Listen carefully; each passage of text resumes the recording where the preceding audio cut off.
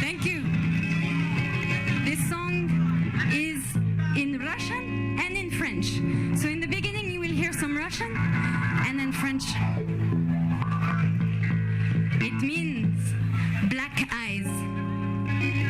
Очи черные, очи страстные, очи жгучие и прекрасные. Как люблю я вас, как боюсь я вас, знать увидел вас, я не в добрый час. Dans tes grands yeux noirs, je me suis perdue. J'attends un regard, le cœur suspendu, et je t'aime si fort, toi qui me fais si peur. Est-ce un mauvais sort ou la mauvaise heure? Et autour de nous chante les tziganes, et tout le monde s'en fout, s'enivre au champagne. Dans tes grands yeux noirs, je sombre mon amour et mon désespoir. À leur chant est sourd.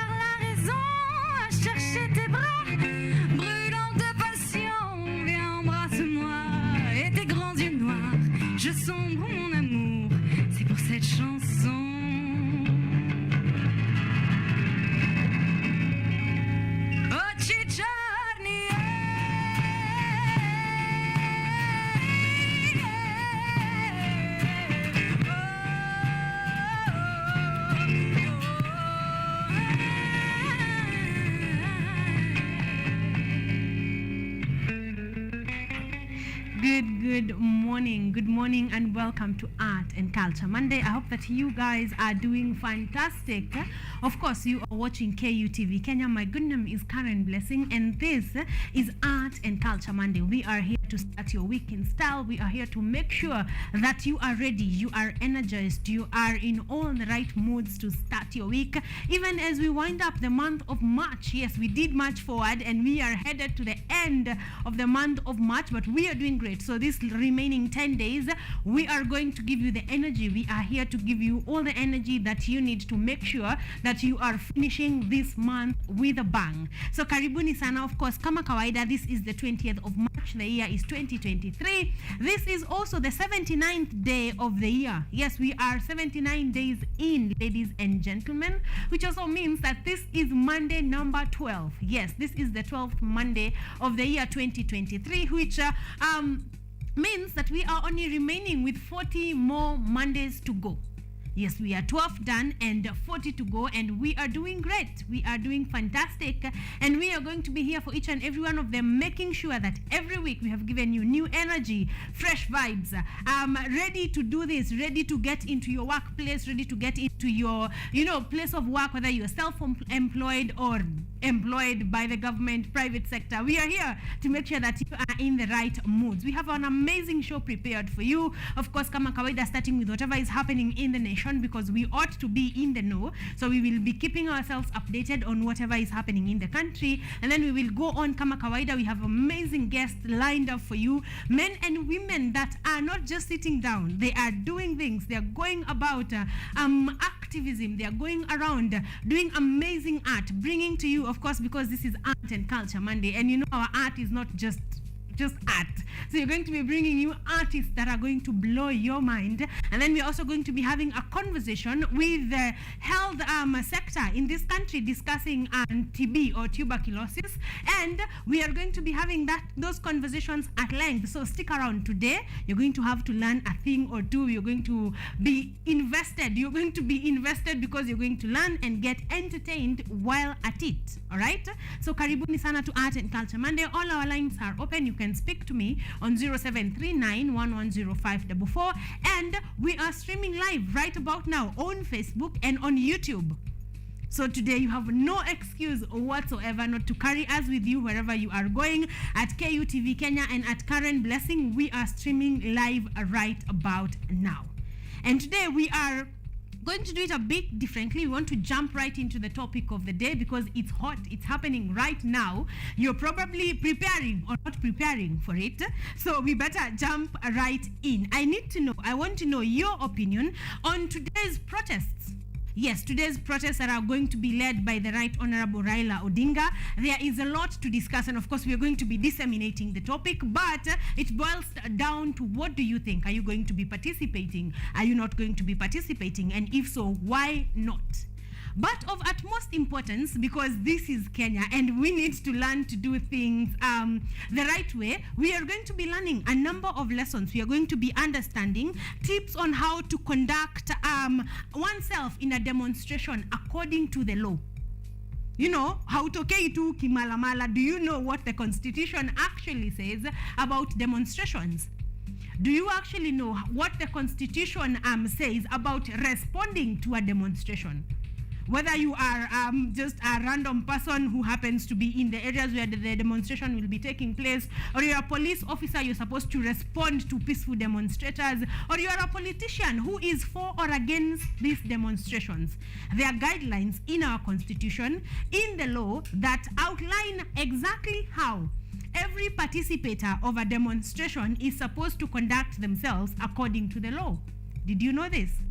Then I think this is a perfect early Monday morning, because najua hujatoka. Whether or not you're going to participate in the demonstrations, I know you've not left the house yet. So, and if you have us with you on YouTube and on YouTube and Facebook. So you're here to learn some lessons, collect something, know how to actually carry yourself, whether you are part of the demonstration, responding to the demonstrations, from whatever category, like we have said, from common mwananchi to police officers to politicians. How exactly are you supposed to conduct yourself? So we are going to be going through all that, going through our Constitution and seeing what has been provided for such a day as this. Also, did you know that this is not the only place where this is happening, political demonstrations? We have 4 other African countries who are having the same or almost the same thing that we are having this Monday morning. So we're also going to be going through them and knowing, and picking a thing or two. What is happening here? What are they doing? Are they doing it according to the Constitution? So today we're going to be doing a lot of learning, all right? But right about now, wewe kimbia pale Facebook or pale YouTube, let me know where you're watching us from. Let me know how you're doing. Let me know how traffic is doing on your side. And of course, let me know if whatever discussion we are having is actually helpful. So karibuni sana to Art and Culture Monday. We are ready to do this. Don't go anywhere. Don't touch that dial. This show is officially on the road.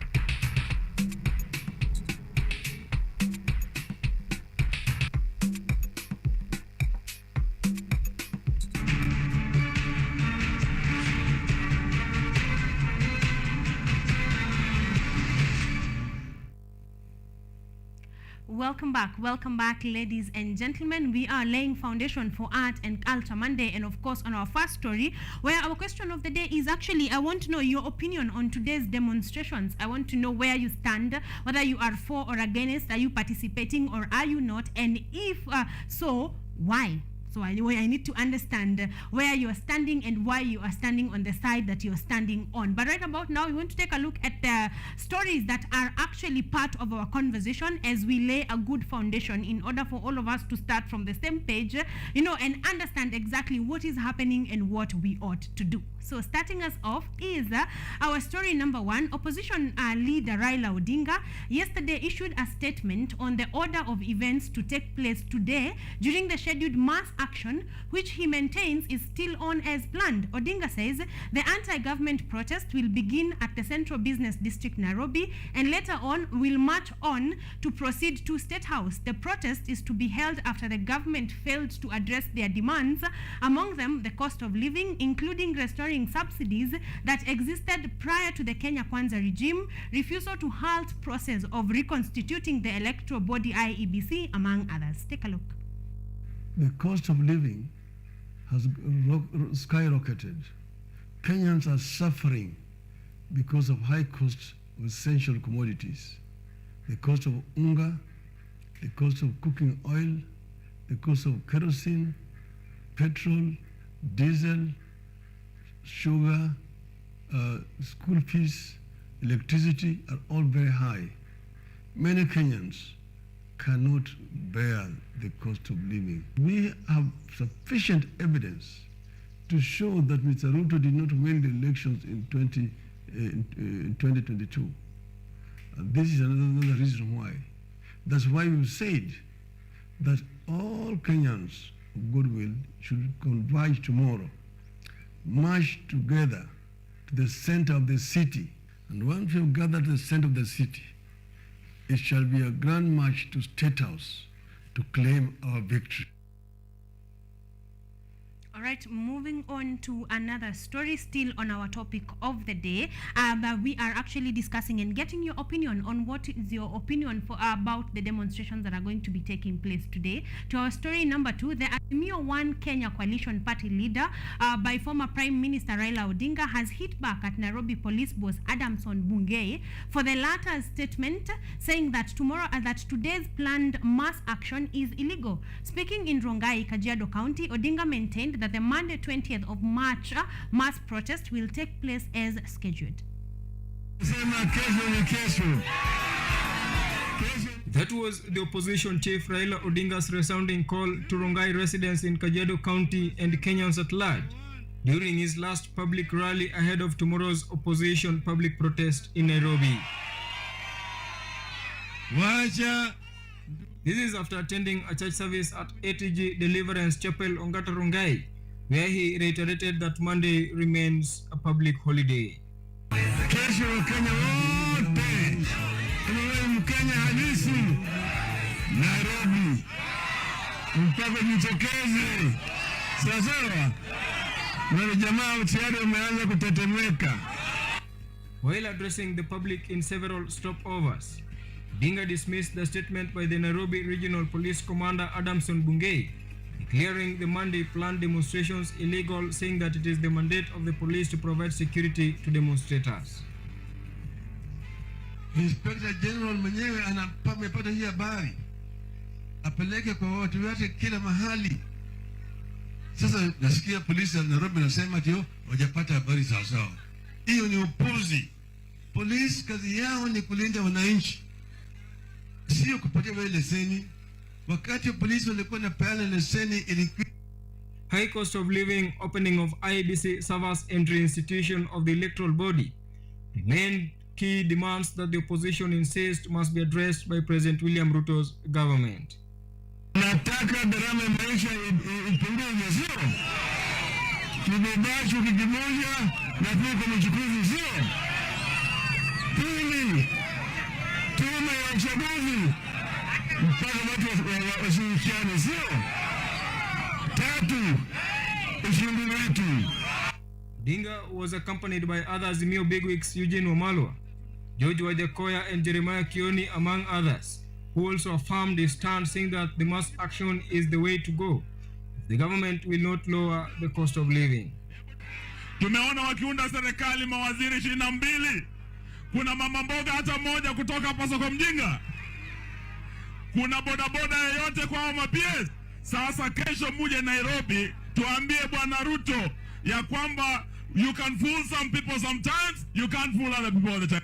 As the clock keeps ticking toward tomorrow's mass protest, the opposition now says that the Monday countrywide public demonstrations will be the launch of opposition mass action until the government responds to their demands.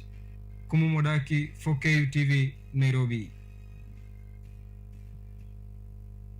Moving on our third story, Interior CS Kithure Kindiki has said that today, 20th of March, is a normal working day, countering Azimio leader Raila Odinga, who had declared Monday a public holiday. Kindiki says the government is committed to respecting, protesting, and promoting all fundamental rights and freedom guaranteed under the Constitution. They pointed out that security agencies respect Article 37 of the Constitution that guarantees every Kenyan the right to assemble, demonstrate, picket, and present petitions to public authorities peacefully and while unarmed. He further noted that the security agencies will ensure there is no destruction of life and property by people exercising their rights under Article 37.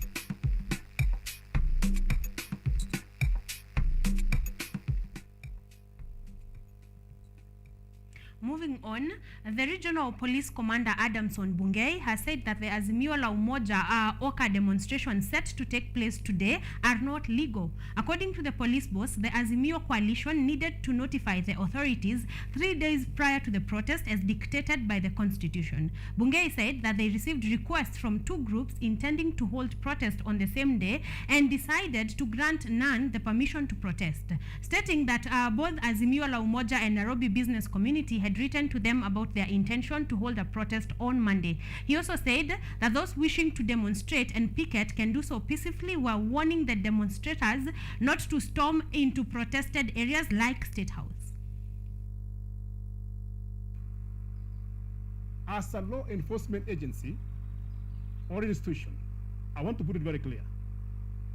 We are hereby guided by the provision of the Constitution of Kenya 2010, of the shared mandate of the National Police Service, Kenya, whereby we have the services of Kenya Police Service, Administration Police Service, and the Directorate of the Investigation, which is to protect life and property, maintain law and order, and preserve peace. That is the mandate of the National Police Service. The Constitution, under Article 37, provides that every person has the right peacefully and unarmed. I want you to note that. Peacefully and unarmed. To convene or to assemble, to demonstrate, to picket, and petition to the public authorities. If they have any authority, any petition, you want to picket, you have all those privileges, all rights are stipulated very clearly by the laws of this land.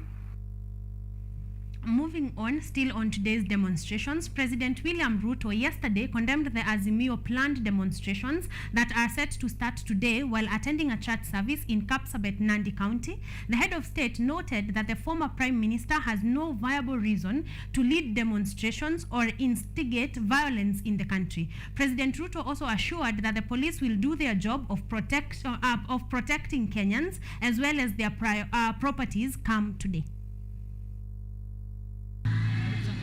In the company of his deputy and other government leaders, President William Ruto called out Azimio leader Raila Odinga for planning protests, citing the demonstrations are Raila's way of seeking leadership.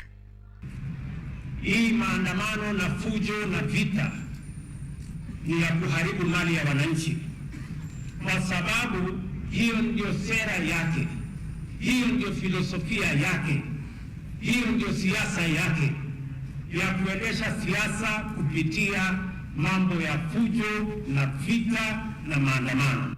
The president also noted that he has listened to Raila's speeches, which according to him hold no viable reasons to protest. According to the president, the cost of living will not be reduced by demonstrations and the police will do their job of protecting Kenyans and their properties.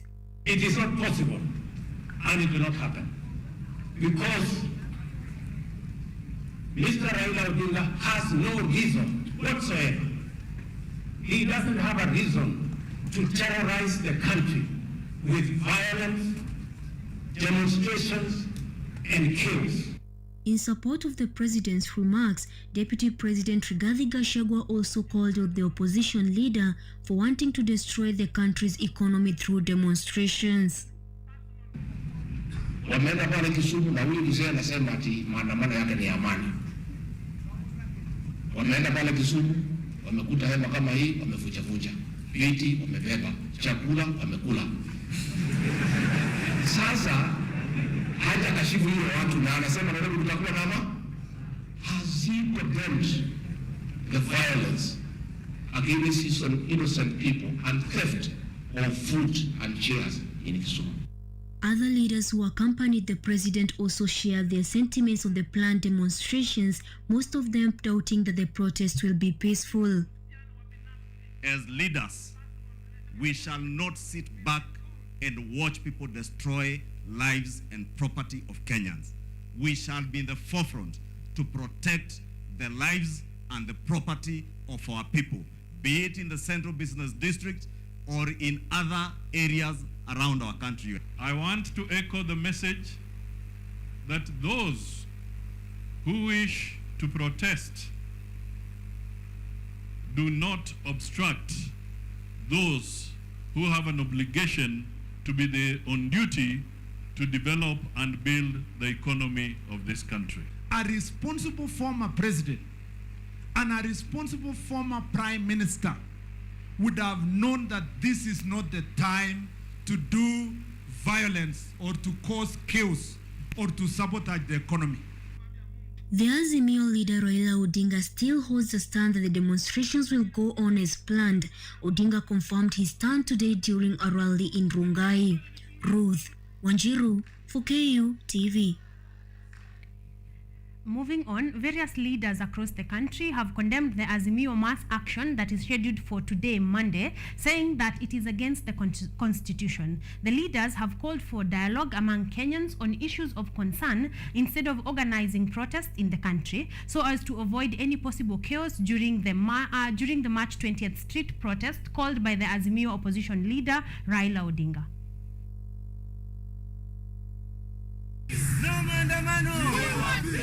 Kenya Kwanza leaders drawn from Mombasa have come out to oppose the planned demonstration to be spearheaded by Azimio leader Raila Odinga in Nairobi on Monday. Saizi kuna mizigo itakwenda Nairobi. Kuna biashara nyingi ambazo ziko hapa Mombasa. So katika hili jambo la maandamano lita-affect sana kwanza.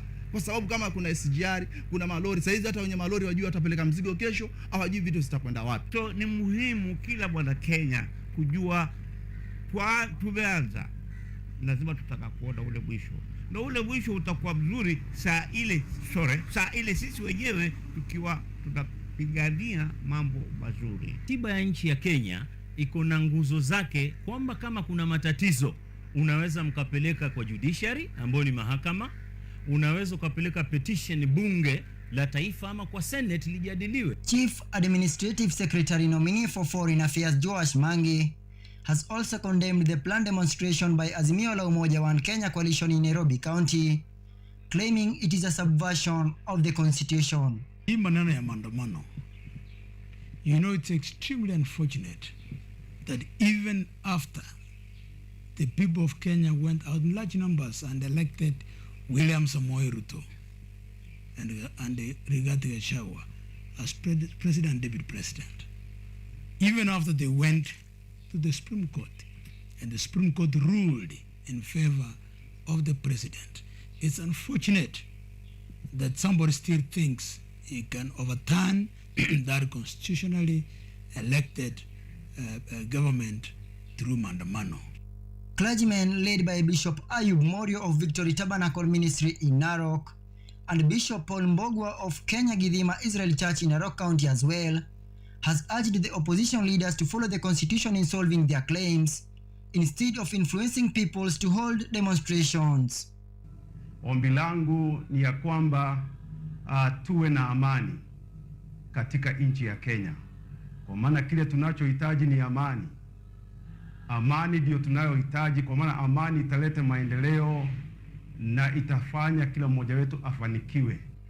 The leaders have also called upon the youth across the country to refrain from engaging in political malice, as well as refrain from endangering their lives at the expense of politicians who want to benefit themselves. Wilson Tobiko, KU TV.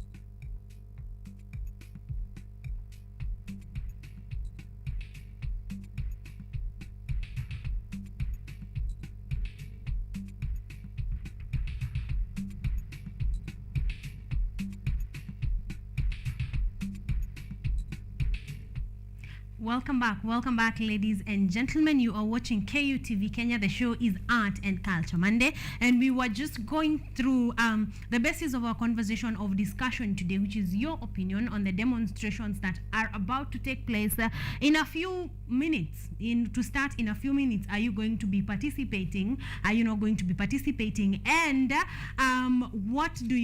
what is your opinion? What is your opinion on the demonstrations today? And if you're going to be taking part or not taking part, why? What are your reasons? This is the conversation that we are having right here on Art and Culture Monday. You are talking to me on 0739110544, and of course on our online platforms at KU TV Kenya and at CAREN Blessing. Of course, we are going to take a look at what the Constitution states, because we know we have two sides. We have pro and against the demonstrations that are going to be happening today, but we have an impartial constitution. So we are going to be taking a look at exactly what the Constitution says we should be able to act or react in the confinements of the law. So those who are pro the demonstrations, those who are against the demonstrations, the Constitution clearly states how each and every one of us should be able to behave in accordance to the law, so that all of us are behaving in a manner that is acceptable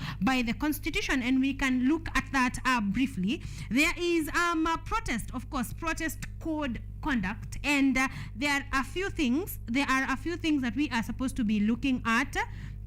We are looking at the Constitution and what the Constitution states about demonstrations in just 1 minute. And there is a lot that the Constitution states there.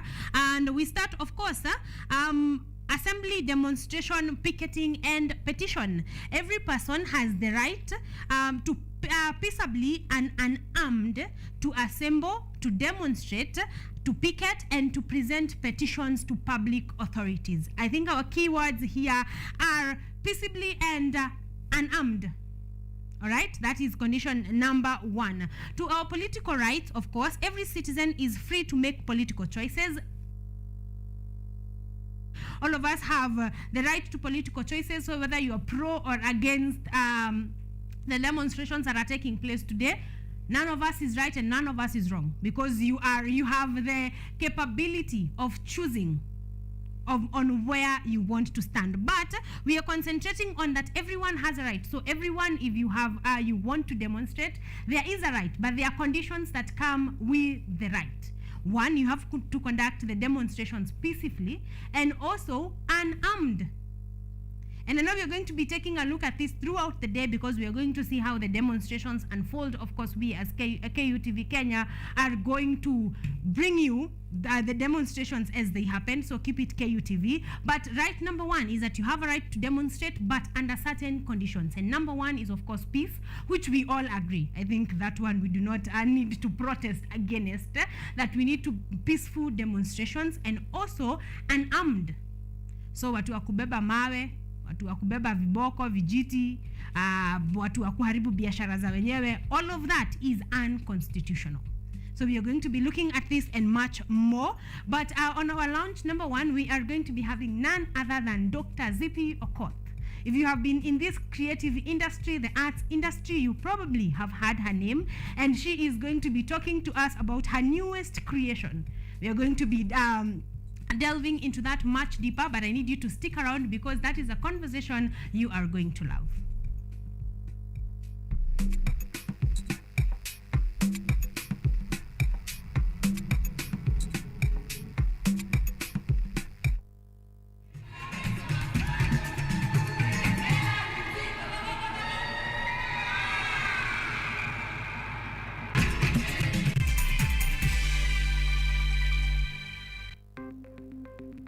Maelfu na maelfu ya wahamiaji wakiwa na watoto kutoka nchi za Amerika ya Kati wanaendelea kuwasili kwenye mpaka kati ya Marekani na Mexico. But folks, I'm going. Thank you very, very much. I appreciate it. Thank you.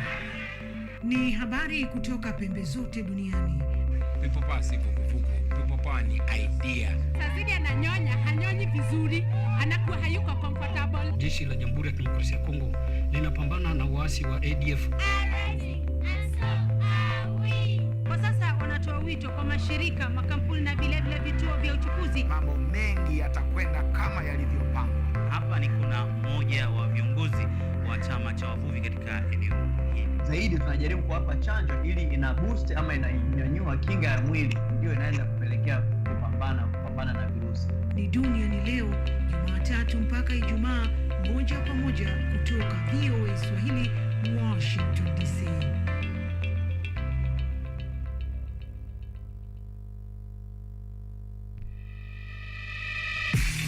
What's up, fashionistas?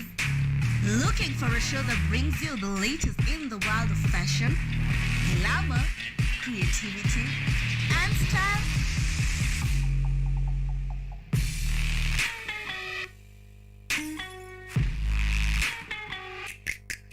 Fashion Diaries got you started as we explore street fashion, modeling, runways, red carpet events, and so much more.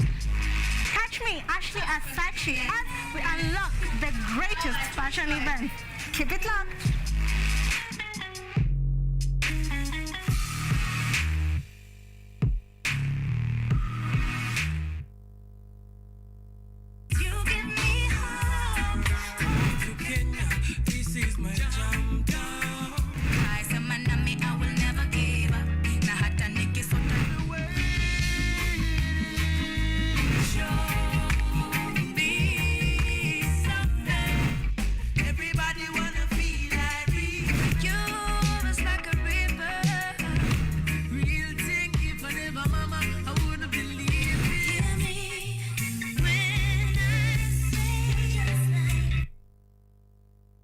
Welcome to Children's Corner. Children's Corner.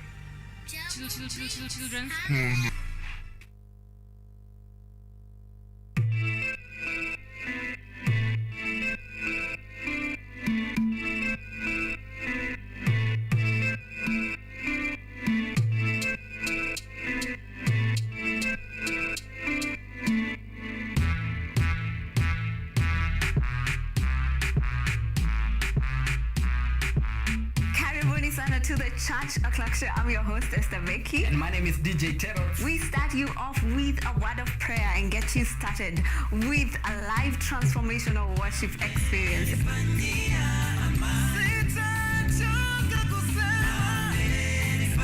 And have our minds renewed by the word of God on the word segment. And not forgetting new music za hii wiki, yani ndakuwa bado nawapatia pale wasanii wamekuwa kiwakali.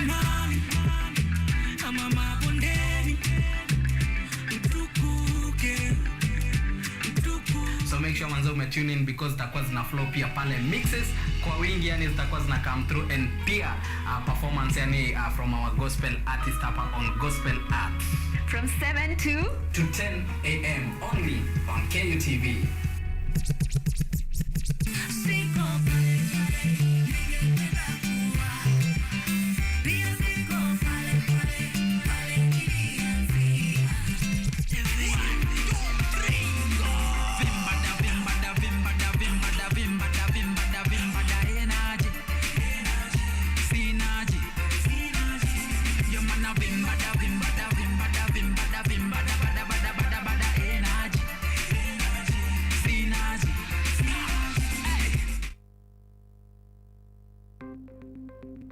Maelfu na maelfu ya wahamiaji wakiwa na watoto kutoka nchi za Amerika ya Kati wanaendelea kuwasili kwenye mpaka kati ya Marekani na Mexico. The folks are going. Thank you very, very much. I appreciate it. Thank you. Ni habari kutoka pembe zote duniani. People pass vuguvugu. People pass ni idea. Sazidi ananyonya, hanyonyi vizuri, anakuwa hayuko comfortable. Jeshi la Jamhuri ya Kidemokrasia ya Kongo linapambana na waasi wa ADF. Kwa sasa wanatoa wito kwa mashirika, makampuni na vile vituo vya uchukuzi. Mambo mengi yatakwenda kama yalivyopangwa. Hapa ni kuna mmoja wa viongozi wa chama cha wavuvi katika eneo hili. Zaidi tunajaribu kuwapa chanjo ili ina boost ama inanyanyua kinga ya mwili, ndio inaenda kupelekea kupambana na virusi. Ni duniani leo, Jumatatu mpaka Ijumaa, moja kwa moja kutoka VOA Swahili, Washington DC.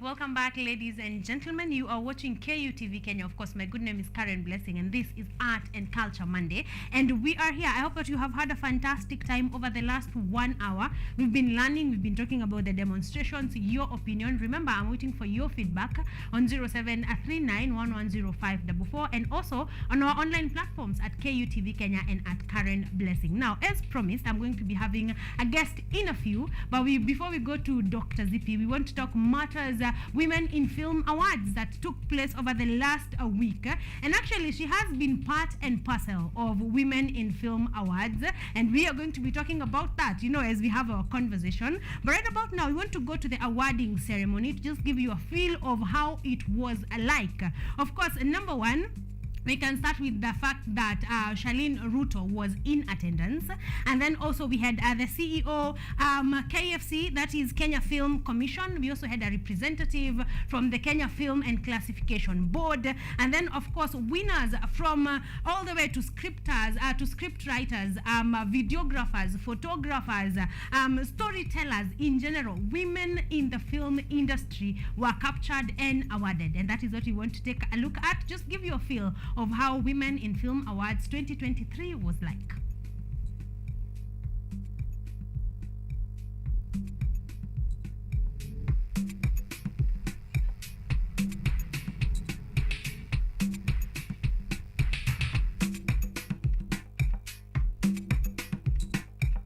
The Women in Film Awards 2023 is finally here with us. Apparently, this year is season 4 and it has coincided with International Women's Day. Now, I can't imagine it's already season 4.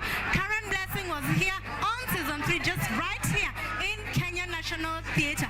Let's go and find out what the nominees have in store for us and a message to all the women out there. We have the best animator. To give this award, I want to call on stage Becky Mwalimu. All right. Goodness, I'm here to say who our best animator is, and this is Nadia Olu. Come on, a round of applause for Nadia.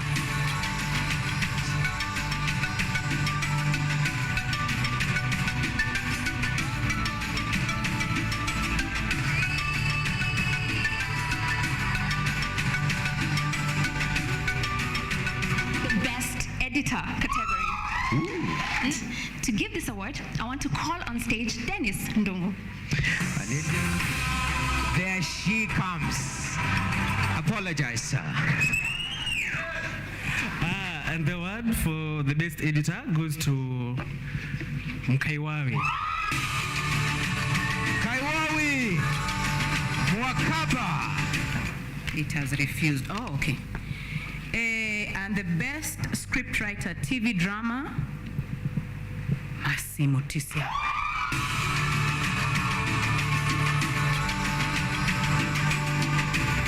Masi.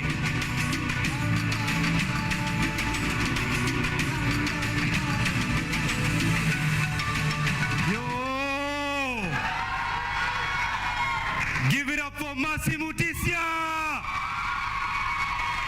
Now, this person helps set the pace on every set. They will run the logistic, they will call people to action, they will make sure the call time is adhered to, and just make sure everyone is changed on time. Literally, they make things happen on set. And to give this award, I want to call upon Agnes Koller, a jury member of WIPA. All right. Welcome on stage, Agnes. Mwangi. Penina Rose, PR, Joki, Sarah Gadoni, and Wanjira Hassan. All right, and the award for Best Assistant Director goes to Penina Rose. A round of applause for Penina, PR, and Joki. All right.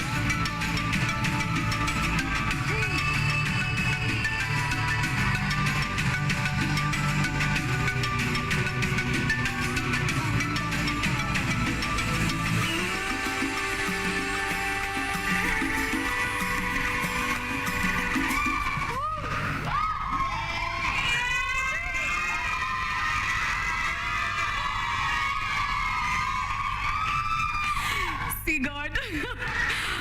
We venye natetemeka ulisema ni mimi nasemanga action. Wow, guys, thank you so much. Thank you to each and every one of you who voted for me. We You guys, I'm grateful. Thank you to all the cast and crew that I've worked with. It's been amazing. It's been a good time. Thank you to all the production houses that have believed in my craft and gave me the jobs. Thank you so much. And I want to give a shout out to my mom, that woman. She was giving me fare every day when I was interning, not knowing what I'm going to do because unatoka kwa nyumba for 30 unarudi 10 p.m. Why don't you just get a job that you're going to work 8 and come back at 5, you know? But mom, this is where my happiness is, and here we are. Thank you so much for holding me down, and thank you so much for believing in my craft. Guys, to all the first ladies that I've worked with or interacted with, you guys, you may not know, but you have helped me, you have taught me something new, and you have taken part in my growth. Mad respect, mad respect. Nawapenda sana. And to all the filmmakers in the house, hello. Thank you so much, and back on set. The best newcomer producer. Distinct honor to welcome on stage Victoria Goro, OGW Academy Director, Multi-Choice Talent Academy. All right, and the nominees under the best newcomer producer are Asim Sharma, Dr. Caroline Juguna, Margaret Washera, Tina Clara, and Whitney Namwaka. So good evening, everyone. And the best newcomer producer is Dr. Caroline Juguna. Round of applause for Dr. Caroline Juguna. And the winner for the category of Best Director for TV Drama is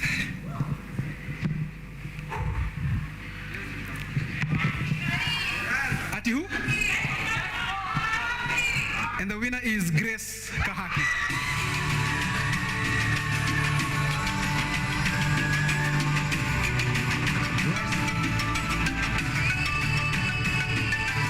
Grace displaying such poise and grace. We cannot underestimate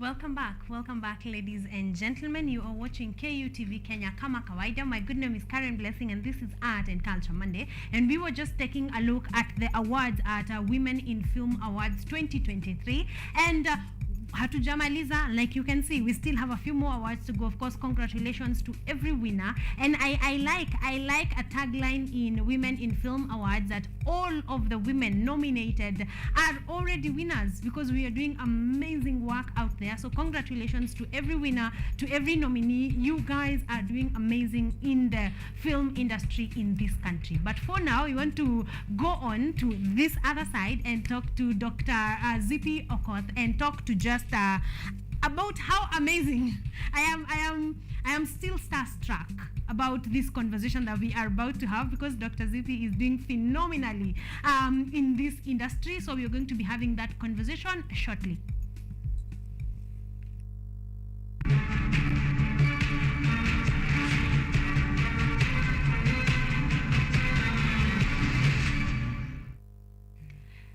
Welcome back, ladies and gentlemen. The long-awaited conversation with Dr. Zippy, and she is here. You are looking amazing in orange. Thank you. Karibu sana.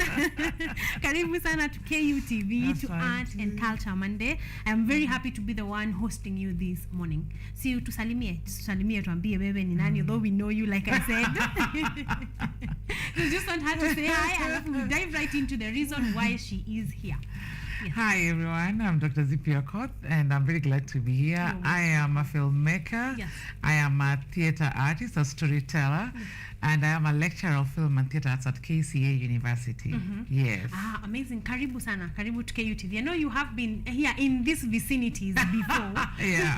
So let's start from the very beginning. When did you decide this art is what you wanted to do with your life?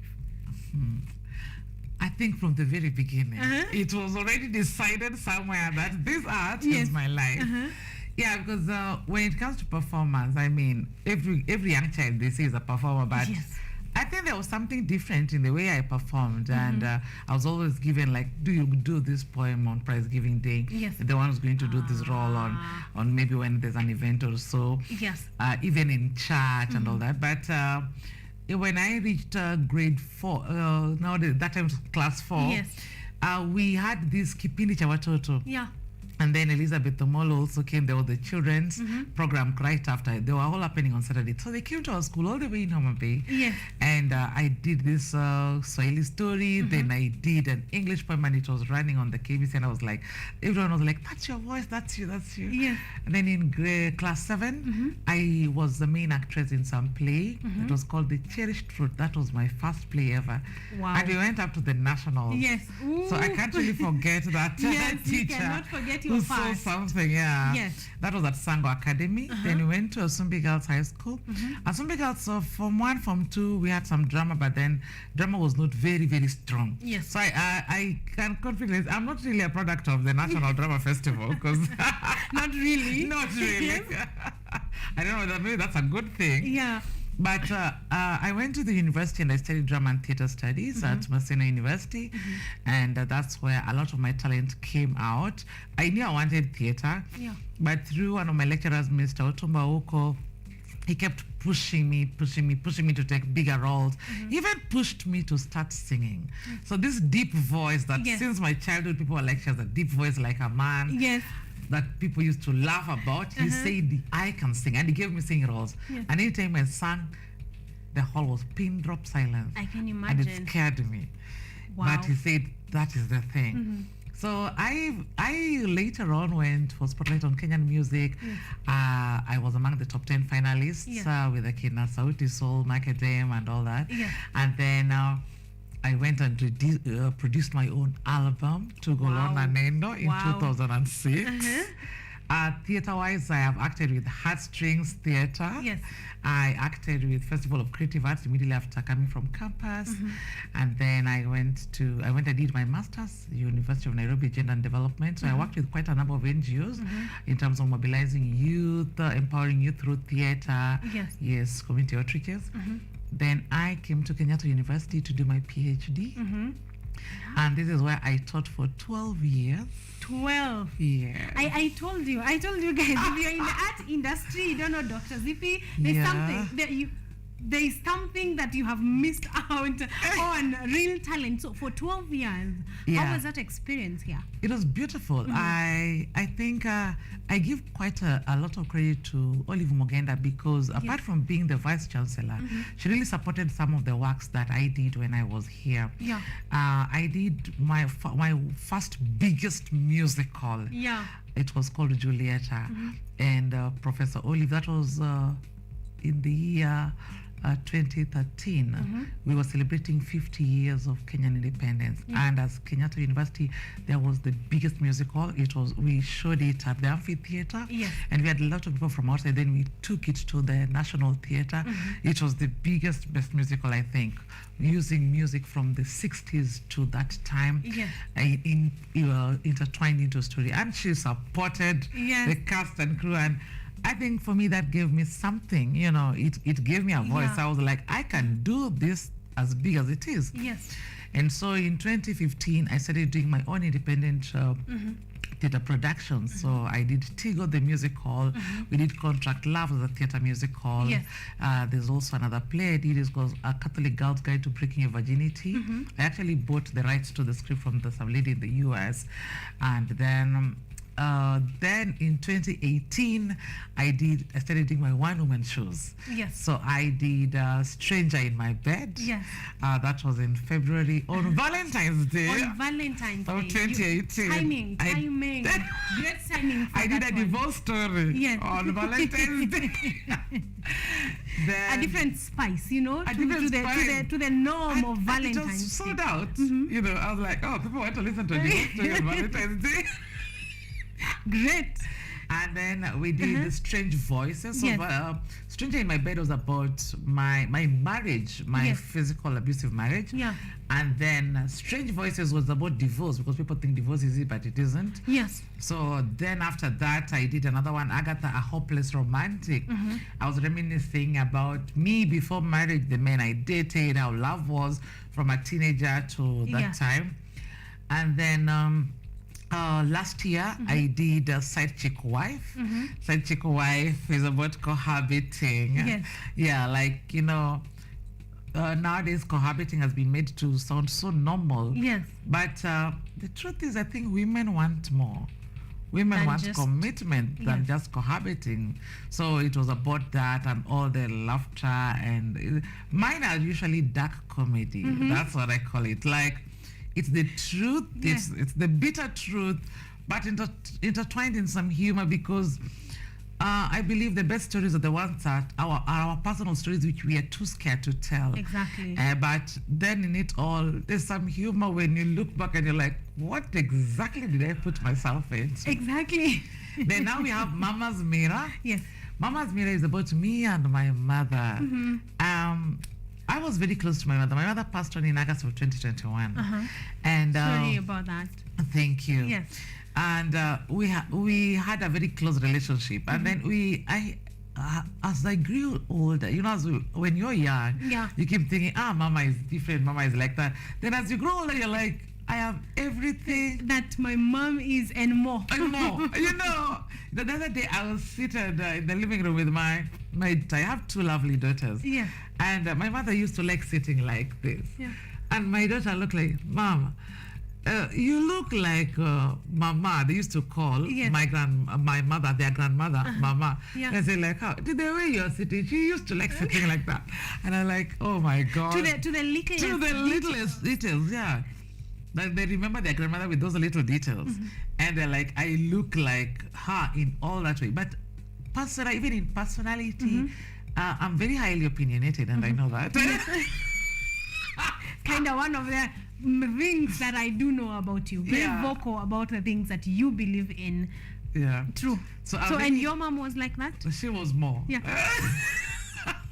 People who knew her, Danny from Mama Bay Town, Dorcas, she was highly opinionated, but she was also very hardworking, very generous, and she was always out there. Yeah. I don't know any woman in that town who was more generous than my mother. Yeah. Up to date. Wow. Yes, she That was is a generous. great quality. To strangers and to people she knew. Yes. And yeah, I'm generous, but I don't think I've reached her level. The level of generosity is can't. yet to work its way up I there. don't even think it can reach halfway. Through it, but Yeah. amazing. So I'm getting the gist that you do your stories from personal experiences. Yes. Do you find that to be the best way to tell a story, like your story? Yeah, people don't like talking about themselves. Yes, that is true. because we are scared of being criticized. Yes. Yeah, I think for me it helped in a way. When I told my story the very first time, Yes. that was in 2018. Yeah. What people forget is that it was like 6 or 7 years after my divorce. Yes. So people are like, oh, you shouldn't share such a story and all that. But I'm like, I have healed. It was 6, 7 years Yes. after my divorce. Yes. So the beauty about telling your own story is that you realize that your story is never unique. Yeah. It is the way you tell it that's different. Yes.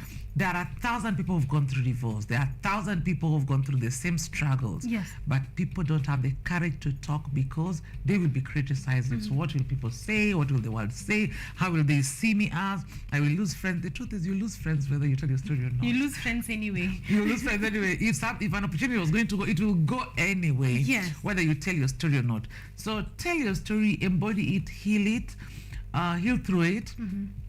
For me, I always say, it's hard to say that you're gossiping about Zippy because she said it herself. She has given us all the deeds, So, all the tea. So there is nothing more. There's nothing more to gossip about. Yes.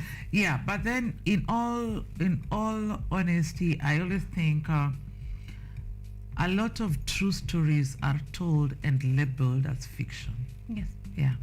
We creatives have a very nice way of doing that. And I think as little as that the tickets to such a story sold out, like that can already tell you very many people are hungry for true relate. stories. Exactly. Yes. Or want to hear their stories told by another person. Exactly. Because how else can you explain, that people are interested in these stories that they're saying we shouldn't tell. Yes. But if you do tell them, they're very interested in knowing what happened. Actually, after my shows, a lot of people come and say, oh, that's my story. Yes. Oh, you just talked about me. Oh, that was my life. Oh, my sister's going through the same.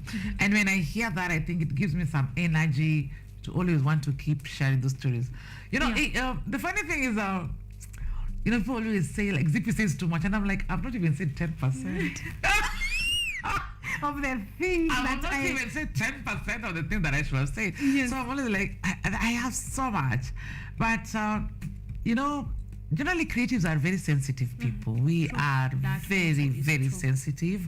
Then we have a picture memory. We don't forget things. Yes. So I can meet you 10, 20 years and I'll remember you are wearing this velvet green dress. Yes.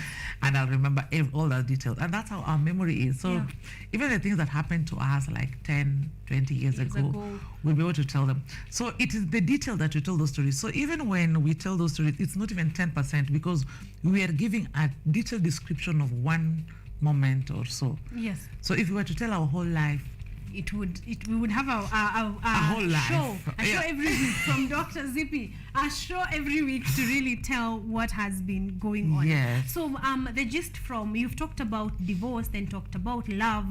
Now we're talking about mom. How did you learn to talking about your mother? Because I know there are very many other stories you would write about. Yeah. Why Mama's Mirror right now in this time? Why Mama's Mirror? I just turned 40. Yes. So I'm proud. You don't look a day older. I have waited a lifetime to turn 40.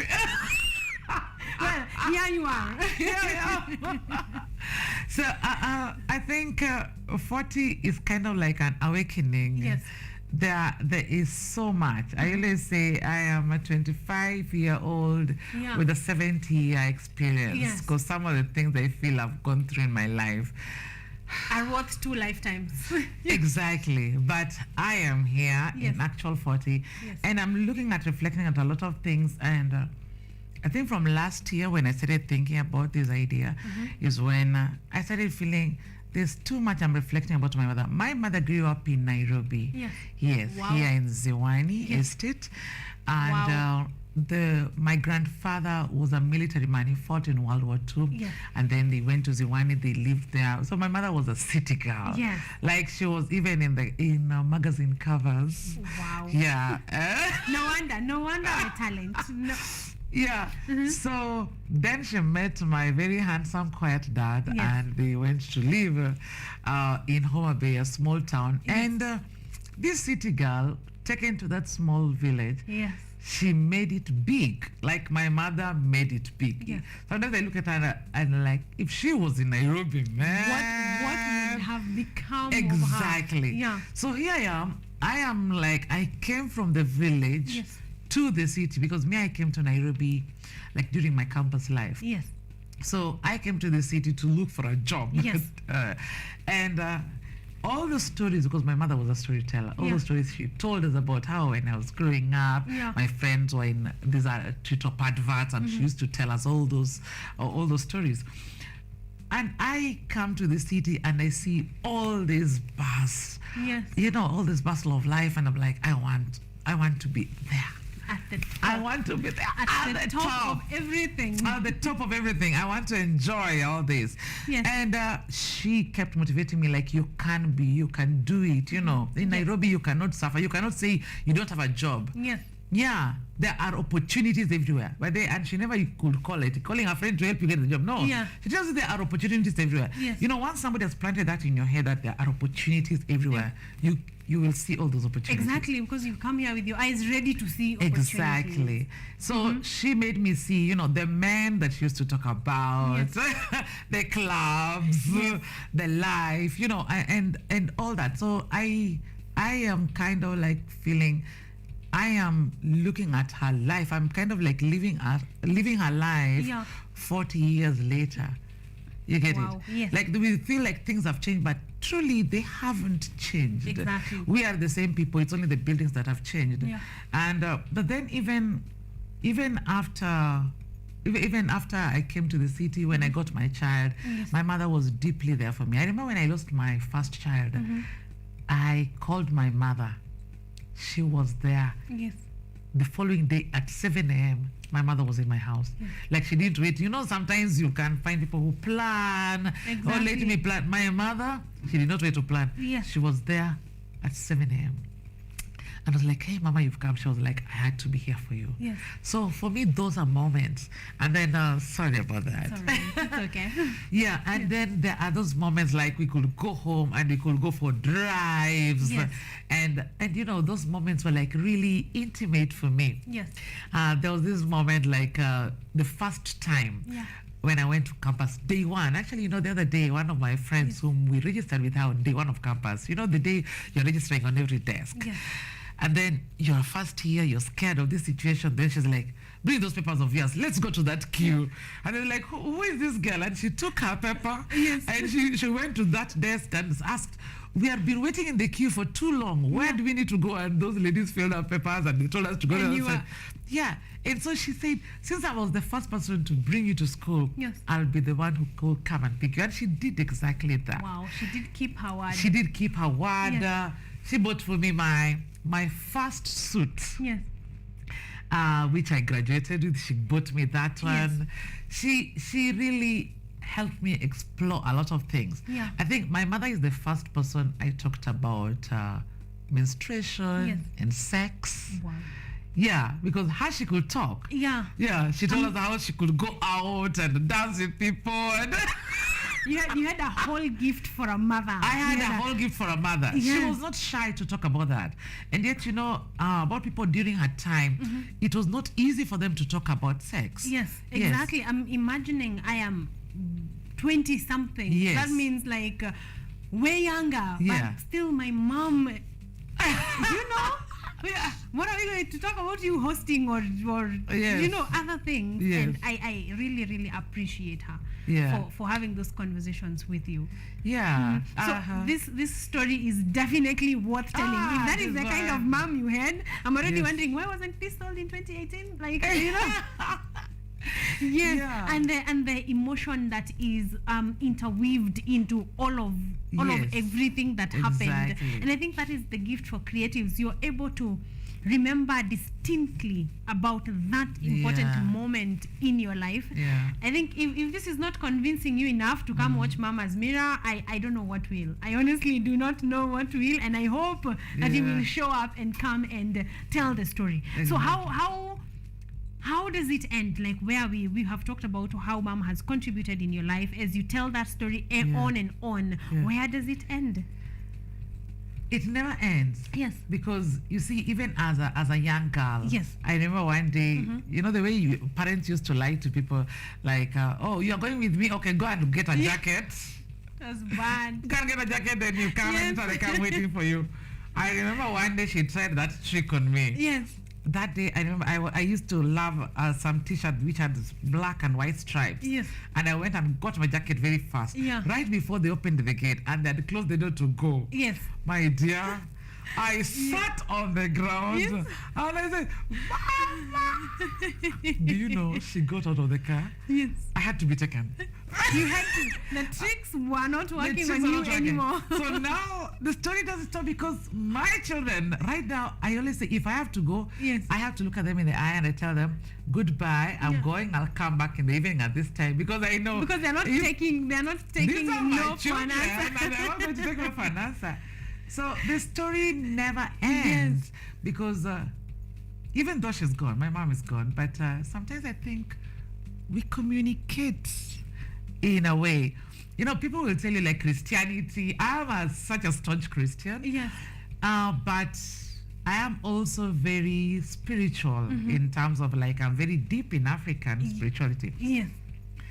I still feel my mother's voice, especially if right now I need to make a decision. Yes. I can sit and say, Mama, I need a decision. I will And feel. you will feel it. I'll feel it. I'll feel her voice or something will happen and I will know this is her talking to me. Wow. So that means the story continues. continues. As you know, as you go on in your life, you're like reliving. Like they say, change is the only constant thing. You realize Yes. the things that were will be and have been. Exactly. There's really nothing new. I like your way of storytelling. Talk to me about stand-up. Like, because you can tell your story is in very many different formats, in forms. Why stand-up? Why stand up? Yes. Stand up liberates the mind. When I did my first two shows, they were not stand up. Yeah. I did them in terms of like, it was not a one-man show. It was a monologue, like enactment set and all that. Ah, okay. I script all my stories though, but there's a freedom that stand-up gives you. You don't feel restricted.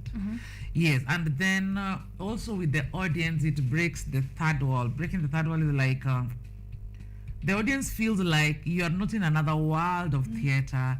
The audience are right here with you. They Yes, feel you like feel like they're in the same. like if Zippy needs a hug, Yes. I can walk up there and hug her in the middle of this story and go back to my seat. Yes. So it creates an openness and a reality that that I really love, because especially when it comes to storytelling. I say I'm not a comedian. Yeah. The people laugh a lot during my shows, but I'm not a comedian. I am a storyteller. Yes. Yes, because I want to take my time for people to dig in depth into the feelings, into the emotions. Because when you come to my show, you won't just laugh. I think you'll cry as much as you will laugh. Yes. That's an assurity. Yes, you'll at the end of the day, you're not so sure. What was that feeling? What exactly was I feeling? Was I during that feeling whole- like you'll feel some emptiness, you'll feel some fullness, you'll Yeah. feel some sadness, some happiness, because I mix in all those emotions. Yes, so the show itself is wholesome. It's You come out of there and wholesome. felt everything you could possibly And I think feel. that's what happens with a lot of stand-up Yeah. shows, storytellers. Yes. Because we connect to them. We feel like this story is true, it's real, they're here with us. They're not having any other props to support them. Yes. They are connecting to the audience directly. And that's for Yes. me why it's stand-up. Why it's stand up? storytelling. Exactly. Because, I am yeah, of I am that connection. intrigued because I think I have been in theater for a number of times, but even the monologues that are there are just brief, brief in support of whatever else is going on. Yes. So I am excited to come to a stand up and sit down and feel all the emotions. And I hope that all of you guys who are watching are going to make a point of coming to Dr. Zippy's show. It will be worth every penny. Every penny of yours is going to be worth it. And every moment. Thank you. Not just your money. And every moment. I want us, before we get to the where, when, I want you to talk to me about women in film. Generally, how do you think we are doing? Or how do you think we women have grown. Are doing? We have grown. We have done so much in the last few years. Initially, women were not getting all the support they could. Yes. Because when you want to be a producer, director, everybody doubts you. One, are you married? Do you have children? I don't want to employ a woman here because 10 days on set, her husband will call her children will need her. They are always, beyond the professionalism. There is that. Then they come, they're like, if you're a woman, you cannot be on the technical crew because it is heavy work and all that. So women have always been judged and not given equal opportunity. Even pay. Women are never given even equal pay as men. As their male the male counterparts. And this is not just even in Kenya, even abroad, even in Hollywood, it happens a lot of times. So I believe we are at a very great space. We are making great strides to it. I'll always give myself a pat on the shoulder that when we were doing midlife crisis, is it 80 or 90% of crew were women? Wow. All cast. In the cast, it was all the four ladies were women, except one guy. But in the crew, 80%. All of them were women. Yes. Amazing. So we are doing well. We are doing well. And right now we have the Women in Film Awards. I think that recognition is giving a stamp to the work that we're doing. It's making the world realize, we have got women in sound, women doing lighting, we have got women in camera. All these jobs that people didn't think women could do, we are doing it, and we are doing it well. Exactly. Like I said before the interview started, I am loving that it's not just women names, they're doing amazing work. Enough for recognition, enough for awards, enough to take them to the next level, because I've seen women previously awarded on WIFA that have now gotten to bigger roles, bigger stages, bigger platforms, because they are actually doing amazing work. So congratulations to all women in WIFA, and also all women in the film industry. Generally, you are doing an amazing work. Yes, you are. Let's wrap this up by talking about when the show will be, where it will be, tickets. Is Karen getting a ticket? All those things together. Karen already got a ticket. Thank you. Ladies and gentlemen. So tell us, remind us, we have run Mama's Mirror on our art calendar. We have a segment called Art Calendar where we tell people about where art is happening. But just because you are here in person, take this opportunity to invite all our audience to the show that is Mama's Mirror. Hi guys, come and watch Mama's Mirror. If you love your mother, you have great memories about your mother, you lost your mother, she's here, or even if you are a mother and you have children, this is a story about reflections about a mother's daughter. And I think every person connects with that, male, female, children. So come to the Kenya National Theatre on Friday, 31st March. From 7 p.m. Our shows start on time. Yes. Always. Yes, when we say 7 p.m., don't come 7:30. Utapata story mendelea. She means it, exactly. Yeah, at 7 p.m., 7:05 National London, then we start. Yes. And tickets are only going for Kenya shillings 1,500 if you buy it now. Yes. Or 2,000 if you come at the gate. We are always sold out, so nunua mapema. Get your ticket. Mapema and your best. All right, so please get your ticket for Mama's Mirror. They can get the tickets on Kenya Buzz. So go to Kenya Buzz and get that ticket. Amazing. So Kenya Buzz, get your ticket. Get it right now for 1,500 bob. You will get it at the gate just at 2,000 bob, and you're going to enjoy an amazing time. Like we have said, it's going to be worth your money and your time. And like she has said, kwa gate unaweza kosa hiyo ticket. So if you can buy it now, the better. All right? Social media handles, and what are you planning after Mama's Mirror?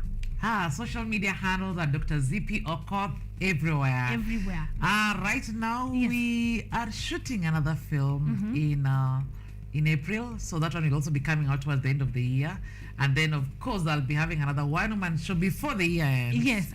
Amazing. So we're already waiting for good things. We always have plans. Yes, we always have plans running, and we intend to show up for each and every one of them. Of course, I'm going to be there. I'm hoping to get 2 tickets so I can tag someone along. Yeah. Just come and watch and enjoy it. But thank you so much. We can actually give 2 tickets to our the audiences. Yeah, perfect. Yes, Yeah. all right. So Karen gets a ticket and you guys get a ticket. I'm going to be telling you how you can be able to get yourself that ticket. So stick around, all right? Before the show ends, we shall give 1 or 2 of you a ticket to go and enjoy Mama's Mirror from Dr. Zippy Okoth.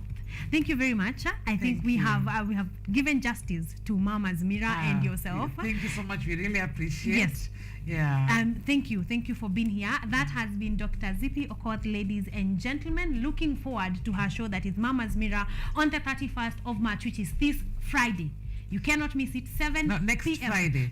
Sorry, I'm already jumping ahead. Next Friday. If you can come this Friday and wait for the week, okay, it's well okay. and good. But next Friday from 7 a.m. All right? We are going on to finalizing on Women in Film Awards and just watching through the award ceremony and all the women that are doing great work. But it's a wrap for our launch number 1 with Dr. Zippy Okoth.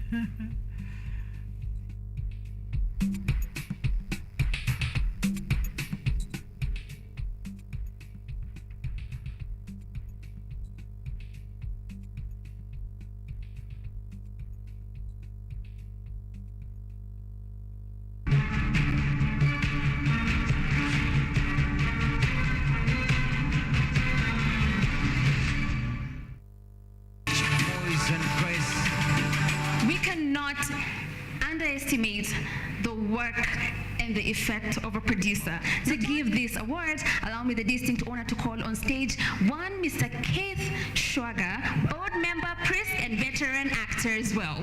All right.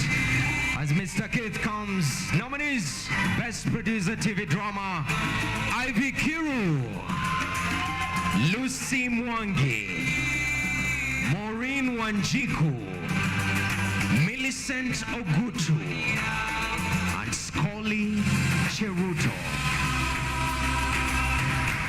And the winner for Best Producer in a TV Drama, please help me call on stage Millicent Ogutu. Millicent Ogutu. This evening, we're about to give the best scriptwriter for film. The nominees under Best Scriptwriter Film category: Glory Kawira, Jean Akinyi, Mona Ombogo, Veronica Udal Mbaya, Wanjeri Gakuro.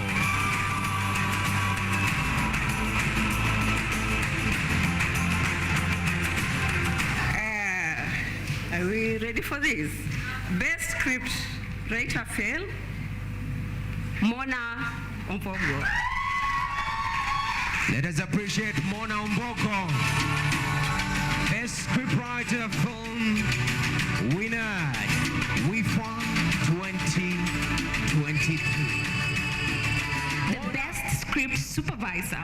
And to give this award, allow me to call on stage the posh queen and also Real Housewives of Nairobi, Susan Kaitani. All right, that season comes. The nominees under this category: Jay Maina, Joy Kinyua, Michelle Kivuva, Rose Maina, Samantha and Joroge. Best script supervisor, and this goes to none other than Samantha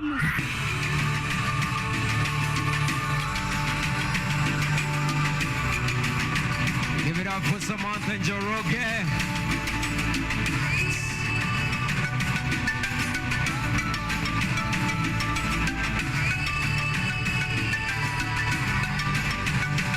And now to the Best Director Student Film.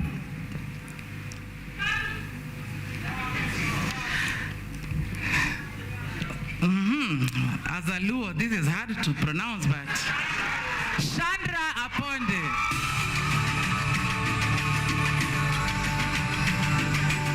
Let's give it up for Chandra.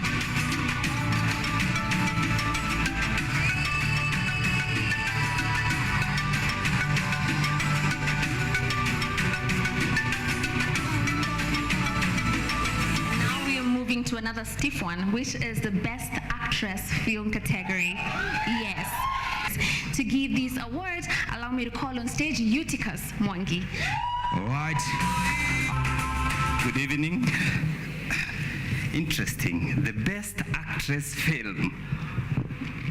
Mombi Maina. Moving on to the next category of the evening, we have Best Location Sound Recordist. And I want to call on stage Daisy Nyawira, a filmmaker and a member of the WIFA jury. All right.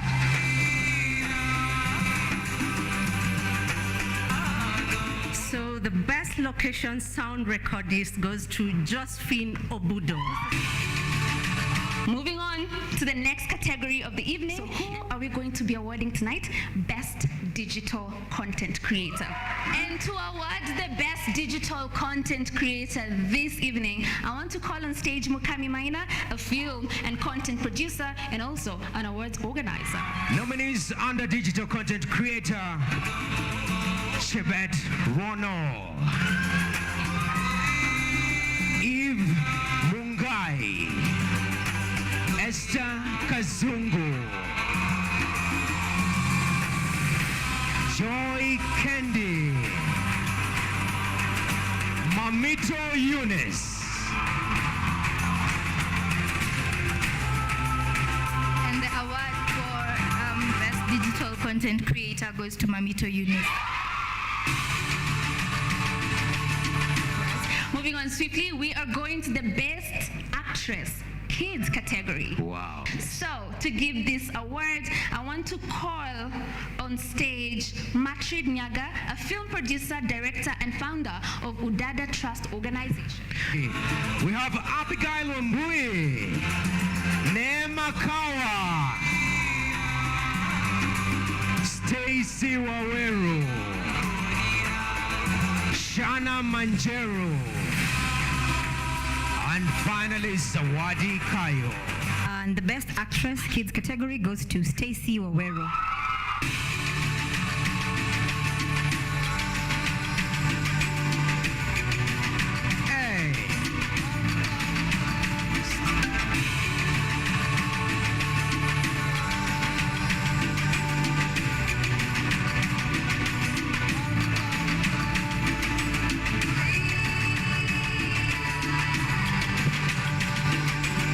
Oh my God, finally!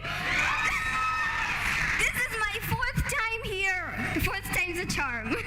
Oh my God, thank you guys so much. I've really been wanting to win this because I really do love my country, of course. And and all the awards I've won was like outside country, and I really appreciate that too, but I'd really love to inspire people from my own country. So thank you guys so much. And I do want to say thank you to my family. Thank you, Dad, so much. You're amazing. You've always been there for me. You're the one who got me into this industry. I love you so much. Thank you, Mom. You're right here. Thank you. Thank you for all the support. Thank you for styling me. You're amazing. I love you. And I also want to thank Super Sama, the animation that I'm voicing. They're amazing. The producer is Lupita, and I really just enjoy everything that they do because, like, it's such an amazing story to help kids know that you don't need superpowers to be super. You can use science and technology, and I really do want that to be for every kid, honestly. I want any kid to come here. That would be amazing. I want to go to Hollywood. Everyone wants that. We can do this, honestly.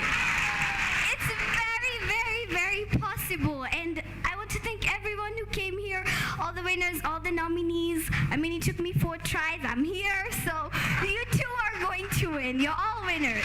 Thank you. At this particular moment, Violetta, there is something called Filamu Dada.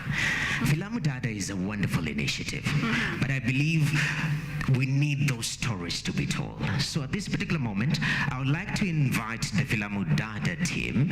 Mudamba from DocuBox is part of this project. Fleur Van Diesel also is part of this project. They will come introduce what exactly Filamu Dada is and what they're doing. So, ladies and gentlemen, please put your hands together and help me welcome Filamu Dada Initiative team. Welcome. The floor is yours. Amazing. Clap for them till they reach the microphone. Good evening, everybody. Happy Women's Day. International? I thought Kenyan. But anyway, okay, my name is Fleur Van Diesel. I'm a filmmaker. I came here to show with all of us a glimpse, you could say, or an announcement of the Filamu Dada project. It is actually an integrated film, female directors in a Miss President film lab. I thought it would be a great initiative to support and train women, upcoming women leaders, upcoming or established women leaders and filmmakers to show how it can be to be in action in Kenya during the elections. To introduce Media Focus on Africa, who has been the key supporter of this project. Thank you. So my name is Harrison Manga. I work at Media Focus on Africa.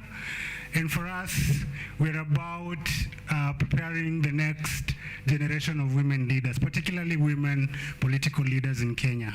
And that's the objective behind the Miss President reality TV program that just aired on KTN towards the end of last year.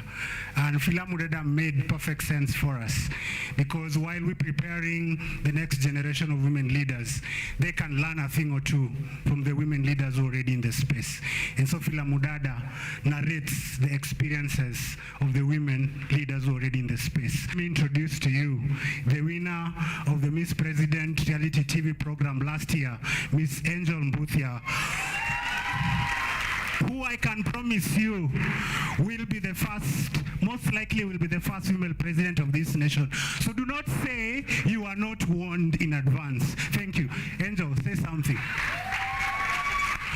All right. Thank you. Thank you, Harrison, and thank you so much for inviting us to this occasion.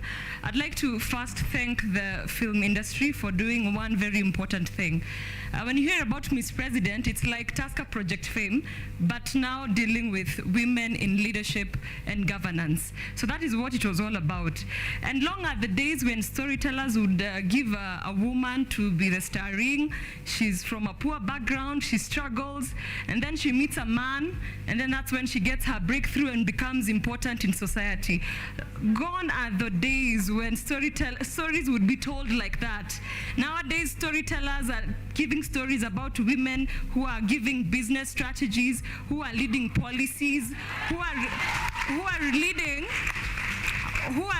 leading, I mean, gangs even, to an extent of showing society that women can take center stage. Long are those days where now women were getting the back roles, or those roles that, I mean, were not featuring significantly in society. So I'd like to celebrate the film industry. I am a huge fan of Kenyan content. I'm a huge consumer of Kenyan content. Thank you so much. Asanteni sana. I will subscribe, pay, and come to more of this to ensure that we get Kenyan content at a global stage. Asanteni sana. Last but not least, my name is Mudamba. Hi, how are you guys? Well, thank you. I'm here to represent DocuBox. And DocuBox was the training wing of what was taking place at Filamu Dada. And it was not only DocuBox on its own, there was Zippy, Kimundu, and Lydia Matata, who are part of the lead trainers together. Please give them a clap because they are ladies too. Some of the filmmakers who are involved in Fila Mudada are right here. And I wish they could just rise and give a shout out. Important is that this is not about Mudamba, it's about the leaders and the women filmmakers who are following the leaders.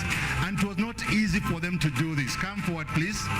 It was not easy for them to do this. And soon, these films will premiere and you will be able to watch them.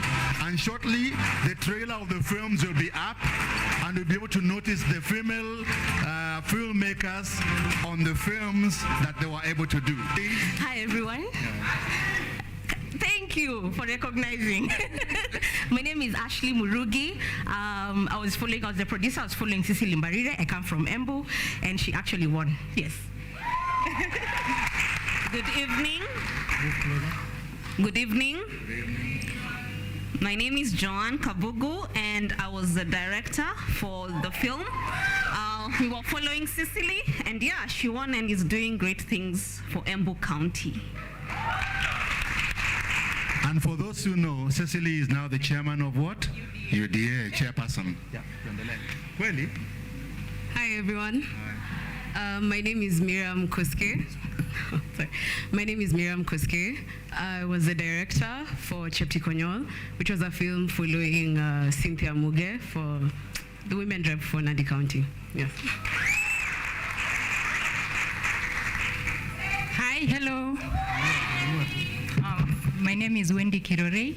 I was the producer for the documentary that was following Gladys Wanga from Homa Bay County, and looking forward to showing you amazing stuff. Good evening, ladies and gentlemen. My name is Sandra Rongo. I was the director for the film following Gladys Wanga, and she won. We were taken to court, but she won again. So, Hi, everyone. My name is Irene Mkonyoro. I worked with a lady. Hi. I worked with Deborah Ngeru, but unfortunately she couldn't make it today. And we're following the current Kisii women rep called Doris Donya. The only person who's not here at the moment, I think, is a lady called Cynthia, who was following a chief in Kajiado.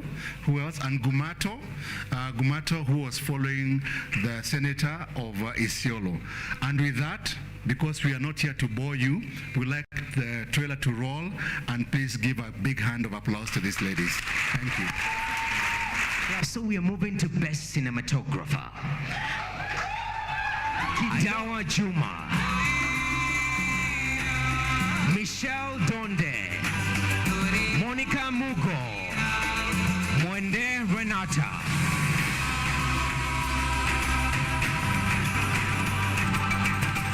Good evening, ladies and gentlemen. The best cinematographer goes to, or is, do you want to know? Mwende Renata!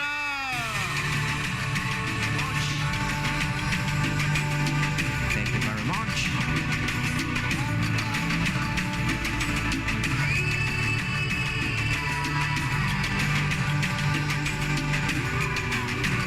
Good evening, everybody. Good evening. I am not Mwende Renata, but her mother. My name is Edna.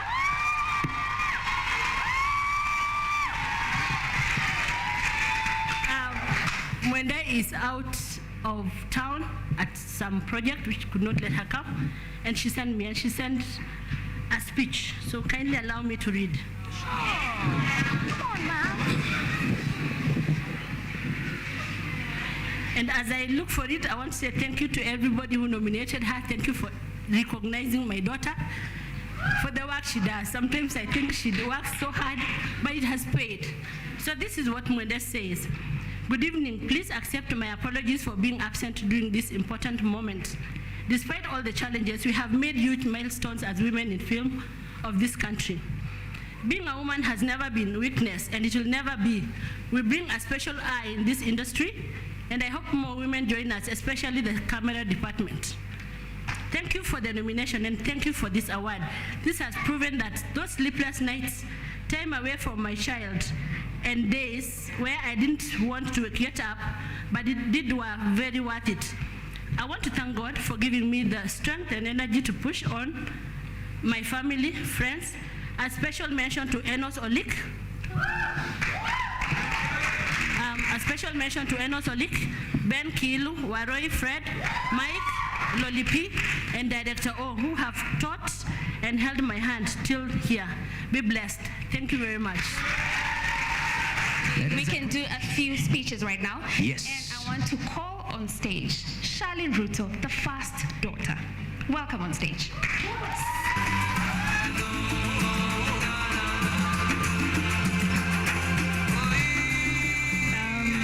Good evening, ladies, and I feel there are a few gentlemen in the room, right? In as much as I can't see you, good evening.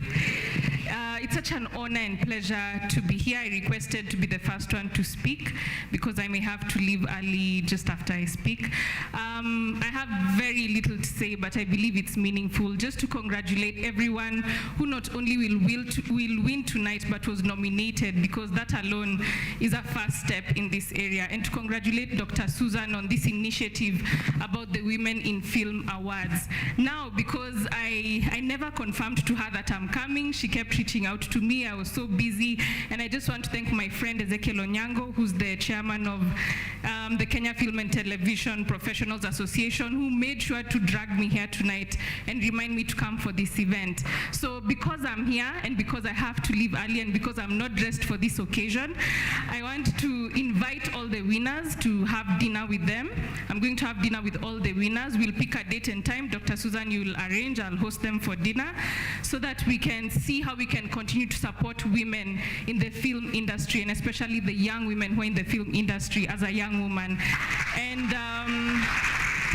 yeah, together with, of course, the CEO of the Kenya Film Classification Board and the CEO of the Kenya Film Commission and a few other guests, I want us to host all the women who will win tonight so that we can begin a conversation and I can begin to also understand so that I can then fully support women who are in the film industry. So thank you so much and happy International Women's Day. Right. At this particular moment, we now proceed also to one of our speakers this evening, an amazing gentleman. He's played actually a very important role, so to say, when it comes to Kenya's film ecosystem. I'm lucky to put your hands together and help me welcome Christopher Wambua, who is the CEO of Kenya Film Classification Board, to address us. Please clap for him from KFCB. Thank you very much, sir. Indeed, you're dressed for the event. We appreciate it. Welcome, sir.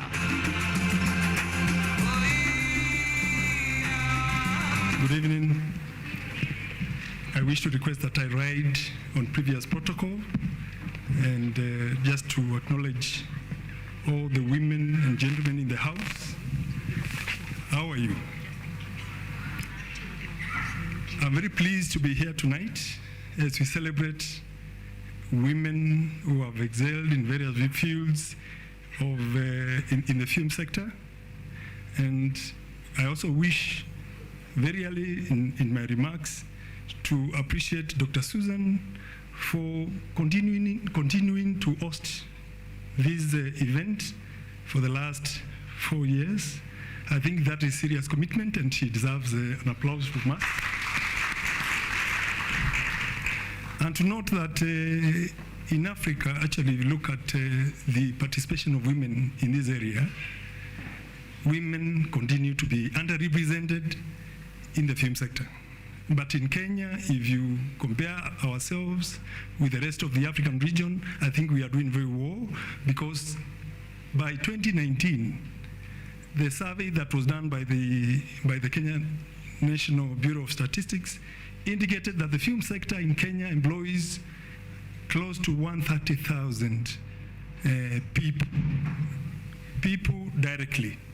And among the 130,000 people, they indicated that 30 to 40% of that workforce is female. This means that women in our country are doing an amazing job in the field of film. The only area where we may require a bit of work is in developing the technical, the number of women that are participating in the technical fields of the industry. And I think that has been said here before, and I think Timothy, my colleague in the film sector, who is involved in the area of capacity building. I think he's doing a lot in that area, and he continues to support so that together we make women participate more in the field, in the technical fields of this craft. And just to talk about what we are doing at KFCB to ensure that the sector continues to do well and accommodate that women who participate in the sector, make money or monetize their content or their talent. We have initiated a number of reforms in the regulatory front. And these reforms revolve around issues of making the environment, regulatory environment, more friendly to filmmakers. As you may have heard before, we have introduced self-classification regulations that we've drafted, and they will be subjecting them soon to the industry for public input. And why we want to introduce self-classification is to ensure that when video-on-demand platforms invest in this country, they do not have to submit all the content that they are supposed to distribute on their platforms to us first for examination and classification, and that they are given some leeway to classify after some training from wherever they are and applying our local classification ratings on their content, so that we encourage them to invest in this country and buy more content or take up more content from Kenya. That way, our women filmmakers, as well as our male filmmakers, will be in a position to make money from this strategic sector. Secondly, we are also looking at the fees, and we have just finalized reviewing the filming fees and other applicable fees downwards. We are thinking of reducing them by 15% for starters, and the new fees will also be published for public consultation. The reason why we are doing this is to ensure that we encourage as many people as possible to participate in this sector and to make money, because we believe that there's money to be made in this important sector. Lastly, you may have noted from December last year, we removed the requirement that was there before, where local filmmakers were required to acquire licenses through a filming agent or a film agent. Basically, what we are saying is that we've redefined the role of the local film agent, so that their work will only be providing support services to international filmmakers and international television crew. Any local filmmaker who wants to participate in this industry from December 1st should be able to come to KFCB without using the services of a film agent and get the license directly. You know, if you use a film agent, if you rely on a film agent, basically you have to pay for that service. And if you are Kenyan and you are here and KFCB is also here, there's no need for you to incur that kind of money. You should be able to acquire your licenses directly from KFCB. So those are some of the important issues that we are doing. We are also thinking of ensuring that introducing a special category of licenses known as independent examiners. As we move towards self-classification, we believe we can create employment if we introduce a special curriculum where we can train people interested in examination of films as independent classifiers. And those independent classifiers will go through some training that will be endorsed by KFCB. It could be offered by independent institutions, but we give the certification, and we will publish the names of those examiners on our website, so that as video-on-demand platforms look for personnel to assist them to classify content that is supposed to be distributed within the Republic of Kenya, our local independent classifiers can get jobs from either broadcasters or the commercial online streaming service platforms that we allow or we license to operate around. And with those many remarks, I wish all women in the house a happy International Women's Day, and good evening, and thank you for listening to me.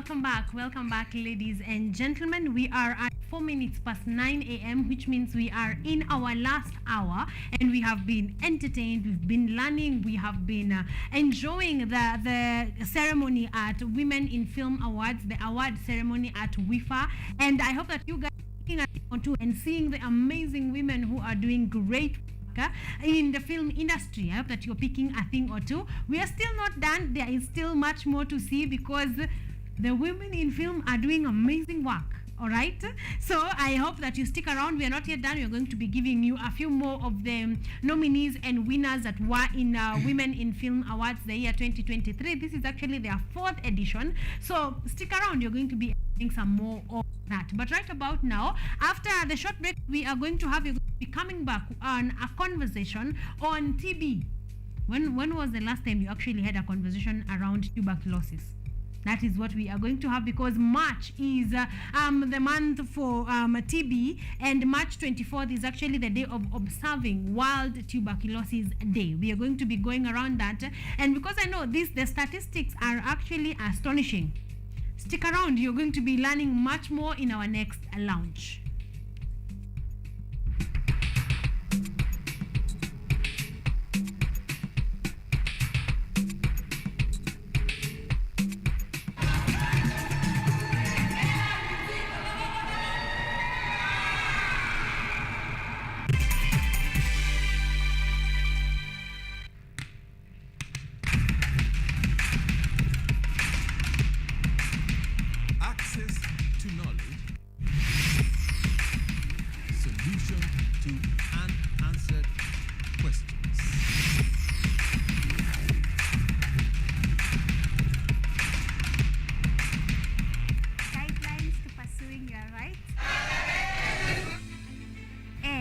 Repossessing your property, intellectual or material.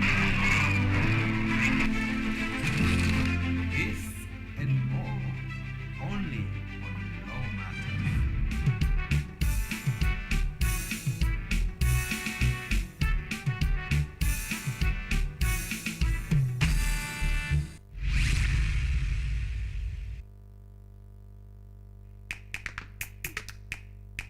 Baada ya kutafuta kazi, tunaweza kuanzisha miradi yetu ambayo ingetusaidia kubadilisha maisha ya wazazi wetu. Kwa vijana wenzangu, wengi wale hawana kazi, lakini ikiwa sisi wenyewe tutajiamini, tunaweza kujiajiri wenyewe. Afrika kwa kweli tuna mahitaji ambayo ukiyasuluhisha unaweza kuathiri watu kwenye bara hili. Bila uoga, watu huwa na uzalishaji zaidi, wanajawa na ujasiri, wanakuwa wabunifu na wanakuwa wenye maarifa. Niliamua kuacha kazi, hata kama sitafanikiwa, nitakuwa nimejaribu, nitakuwa najua haiwezekani. Hakuna kitu cha ajabu hapa. Kila anayepata ufanisi hufanya kazi usiku na mchana. Kitu kitakusukuma na kuwezesha kupata maarifa ambayo hukuwa nayo. Tunajaribu kutengeneza kitu kitakachopita mipaka ya nchi hii. Ikiwa unataka kubadilisha ulimwengu, anza na nyumbani.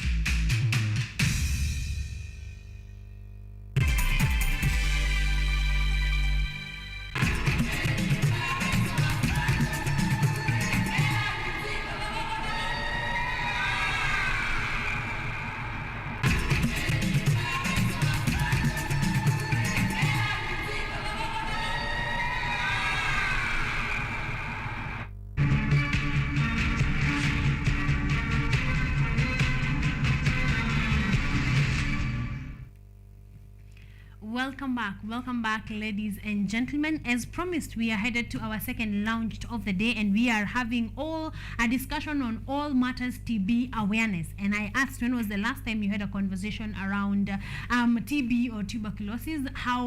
When was the last time you actually had this conversation? So I believe it is very important. I am not alone. I am joined by a beautiful, brilliant lady that is going to be helping me delve deep into this conversation. Good morning. Good morning. How are you doing? Fine, thank you. I want you to say hello to our audience. Tuambie wewe ni nani, what do you do? Then we delve right into the conversation. Wow.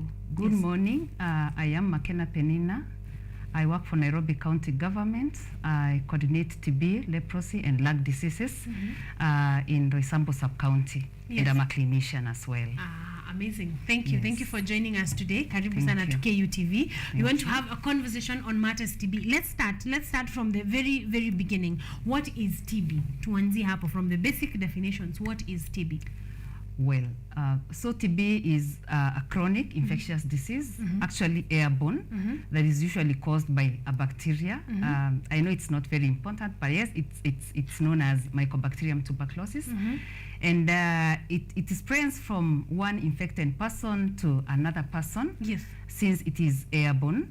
And anybody can get TB, and TB usually affects all body parts except the hair, the nails, and the teeth. So everywhere else? Everywhere. Every part of the body can be affected by TB except the hair, nails, and teeth. Wow, okay. Yes. Then this is important. This is a very important conversation to have. So why is TB awareness important? To layman, common mwananchi, why are we doing a TB awareness, and why is it important to keep the awareness of TB, constant? Yes. Yes. It is key to make our population aware of what's happening around TB because, like we said, TB is an airborne disease. And it is important for us to be screened of TB as early as possible. Yes. Because if you come to our facilities when it is very late or when TB is quite late in your body, the probability of even dying is quite high. Yes. Another thing, your curing process is quite slow. So it is key for us to screen you as early as possible so that we make a diagnosis as early as possible and also treat you as early as possible. Okay. Yes. So earlier diagnosis, the earlier the diagnosis, the better. The better, and even yes. the chances of healing are better. So I hope that we are keeping up with this conversation and learning a thing or two. So how can one get TB? I feel tunaingia class, as we talk about awareness, tunaingia class kidogo. Yes. How can one be able to contact TB? Like I said again, TB is an airborne disease. Yes. And anybody can get TB. TB is not for this person or the other person. It Yes. is for everybody. Anybody can get TB because it is an airborne disease. So, but there is that category that has a higher risk of getting tuberculosis, and these categories includes people living with HIV, people with malnutrition, people who have diabetes mellitus, Yes. people who are suffering chronic diseases like cancers, very young populations, and very old populations. Yes. These people have a lowered immunity, and since TB is an opportunistic disease, these categories can be infected with tuberculosis. Yes. Amazing. So all these people can be able to contact a TB. Anyone can, but people with a lower immunity, very young, very old, are at a greater risk. Yes. So this means if you're a parent with young children, you should be in this conversation. Yes. If you're an elder in the community, you are. This conversation is very important. Yes. If you are infected with HIV and AIDS, this conversation is yours. That is why I think all this is saying why having the conversation on TB awareness is very, very important for everyone that may be watching. Let's get down to signs and symptoms. How do I know I have TB or suspect that I have been infected with tuberculosis? Wow. Some signs and symptoms of tuberculosis. For adult population, when you present with a cough of any duration, we no longer talk about cough of 2 weeks. Yes. We talk about cough of any duration because if the cough you had today is a cough which is as a result of tuberculosis, it will not change after 2 weeks or after a month or after a year. Yes. So it is cough of any duration. Night sweat. This is an abnormal sweat at night. You sweat until you can even wake up at night to change the beddings. And then there is noticeable unintended weight loss. So this is not the weight loss that you plan to have. Yes. It or is to noticeable. lose. Yes. Unintended weight loss. And then there is fevers, and these fevers are intermittent fevers. They are on and off. Today they are there, tomorrow they are not there. Yes. In the morning you have the fevers, in the afternoon you don't have the fever. So it is usually low grade fevers. They are not very high fevers. Yes. For children, of course, there is reduced playfulness. Yes. They don't play like they usually do. Yes. And then they lose interest with the environment. they lose appetite, and of course they have respiratory symptoms or breathing system symptoms, where they also probably they are not able to breathe. They are also having some cough, and so on and so on. Yes. So these are some of the symptoms you can be able to look out for in case you are suspecting that you have been infected with tuberculosis. Some of these signs you look out for, and like Penina has said, the key is to catch it early. That if it is tuberculosis, you're able to catch it early so that you can be treated and move on to actual healing. How can one be diagnosed with TB? What we usually do in our healthcare facilities, we first of all do what we call history taking. So when you come to the facility, I think we usually hear a lot of people say maswali ya clinic. Yes. We ask a lot of questions. We want to know what has happened prior. Like we can even want to know how big is your house? Yes. Do you have windows? Yes. Do you open those windows? Yes. So it is key for us to ask you those questions. It's part of the history taking. So we want to know if you have the cough, if you have the fevers, you have the weight loss, you have the night sweats, and also for the children, if they are not playing, they are not feeding well, have they been adding weight? Are they reducing their weight? And so on and so on. We also do some examination where we usually like screen the chest ourselves. And then after that, we collect samples for examination in the laboratory. We can also do imaging, the chest x-ray, CT scan, MRIs in some settings if they are available. And then, we make a diagnosis, and after that we treat. We move to treatment. Yes. How long does it take to treat TB? TB treatment actually takes we have drug-sensitive TB. Yes. And we have drug-resistant TB. For drug-sensitive TB, this is the normal TB that like everybody knows. Yeah. And it's the commonest actually. We treat it for actually between 6 and 12 months. For TB of the bone and TB of the joints and brain, we treat up to 1 year, that is 12 months. The other body parts, we treat for 6 months. For 6 months. For drug-resistant TB, we treat between 18 and 24 months. Yes. So it is becoming increasingly clear why it is important to catch it early, because that period is quite a period of time, 6 months into 1 year, 18 months, and even 2 years. For sure. So you can be able to go for screening for TB if you have these symptoms. Kindly get yourself into a facility, and we're going to be talking about that, about which facilities you can be able to go and get diagnosis and treatment. But let's move to prevention, because we have moved to cure, but how can we be able to prevent ourselves from contracting TB? Thank you. Yes. So prevention for TB is key. Actually, if our preventive measures were good, we would not have TB. We would not need the treatment in the first place. So number one preventive measure is avoiding overcrowded places and opening the windows and the doors, and making sure that every ventilation, the natural aeration is the best. Yes. Yes. So when you're in an overcrowded place, make sure you open those windows, you open those doors, so that if there's somebody in that room who has TB, the people around will not be infected with the bacteria. With the bacteria. Yes. Okay. The other measure is there is this TB preventive therapy.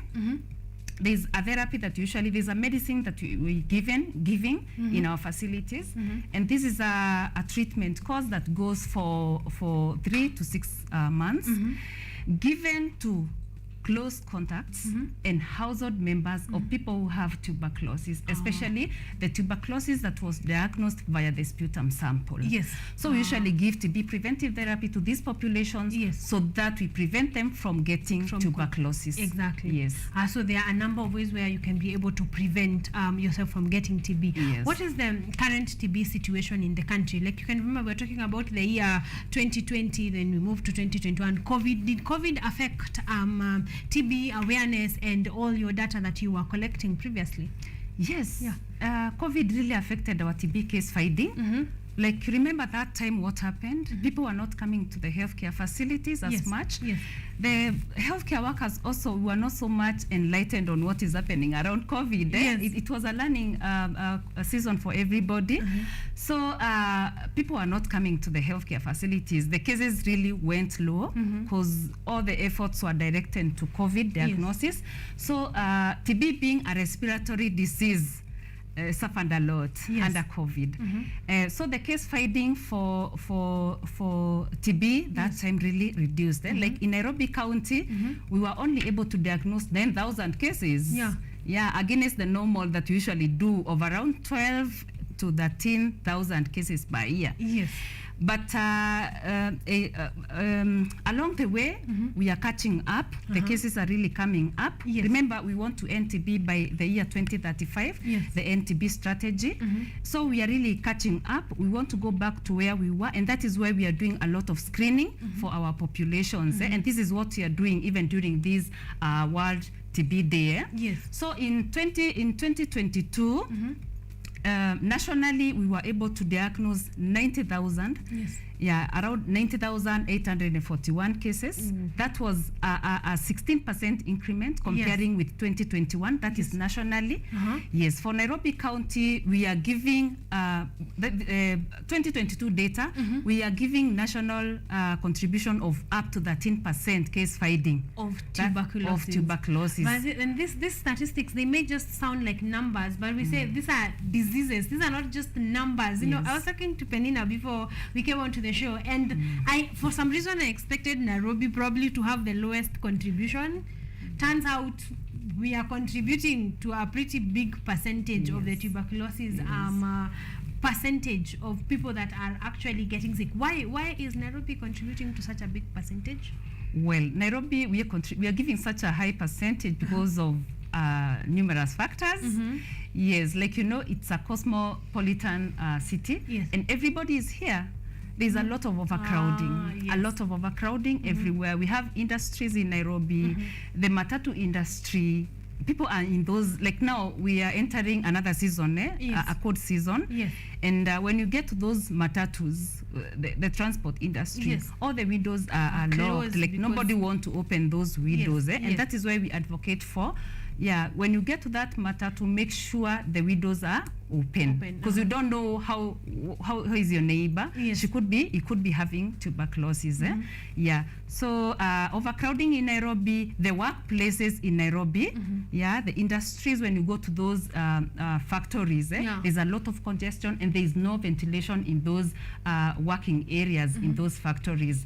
We also have a problem with social activities and interaction among people living in the city. So sherehe. So that puts us at a greater risk of contracting tuberculosis. Now the statistics now have started to make sense. So I think we go back to the basics. Open your windows, make sure there's proper ventilation wherever you are at. If you have the opportunity or the chance, be in a properly ventilated place. Before we get to this year's theme, what are some of the myths and misconceptions surrounding TB? So you remember what was happening long time ago, like when we were growing up, people used to think that TB is for that family. It's a genetically, inherited disease. That is a myth, and it is not true. TB can infect anybody. Anyone can get tuberculosis. So it is not for that family. It's not for the other family. Actually, the reason people used to relate tuberculosis with families is because that time, even the healthcare facilities were not very readily available to us. So even getting to that nearest district hospital then was a problem. So one person would get tuberculosis in a family, and everybody in that family would be infected with tuberculosis. And that is the reason why people used to think that it's a familial disease.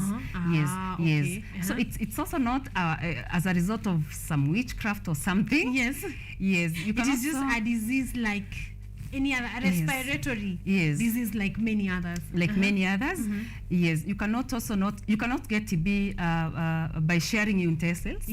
Because like in our families, at times people tend to like isolate people who have TB. You cannot get infected with TB from sharing utensils with somebody who has TB. But kindly make sure you of course clean your utensils well, like we do for every other preventive measure. As a preventive measure, but not necessarily that if you share a plate of food, you're going to be infecting another person with tuberculosis. What is this year's theme for World Tuberculosis Day? So the theme for this year, World TB Day is yes, we can end TB. It's very simple. Yes, we can end TB. Yes, we can end TB. And the National Commemoration Day is taking place at Uasin Gishu.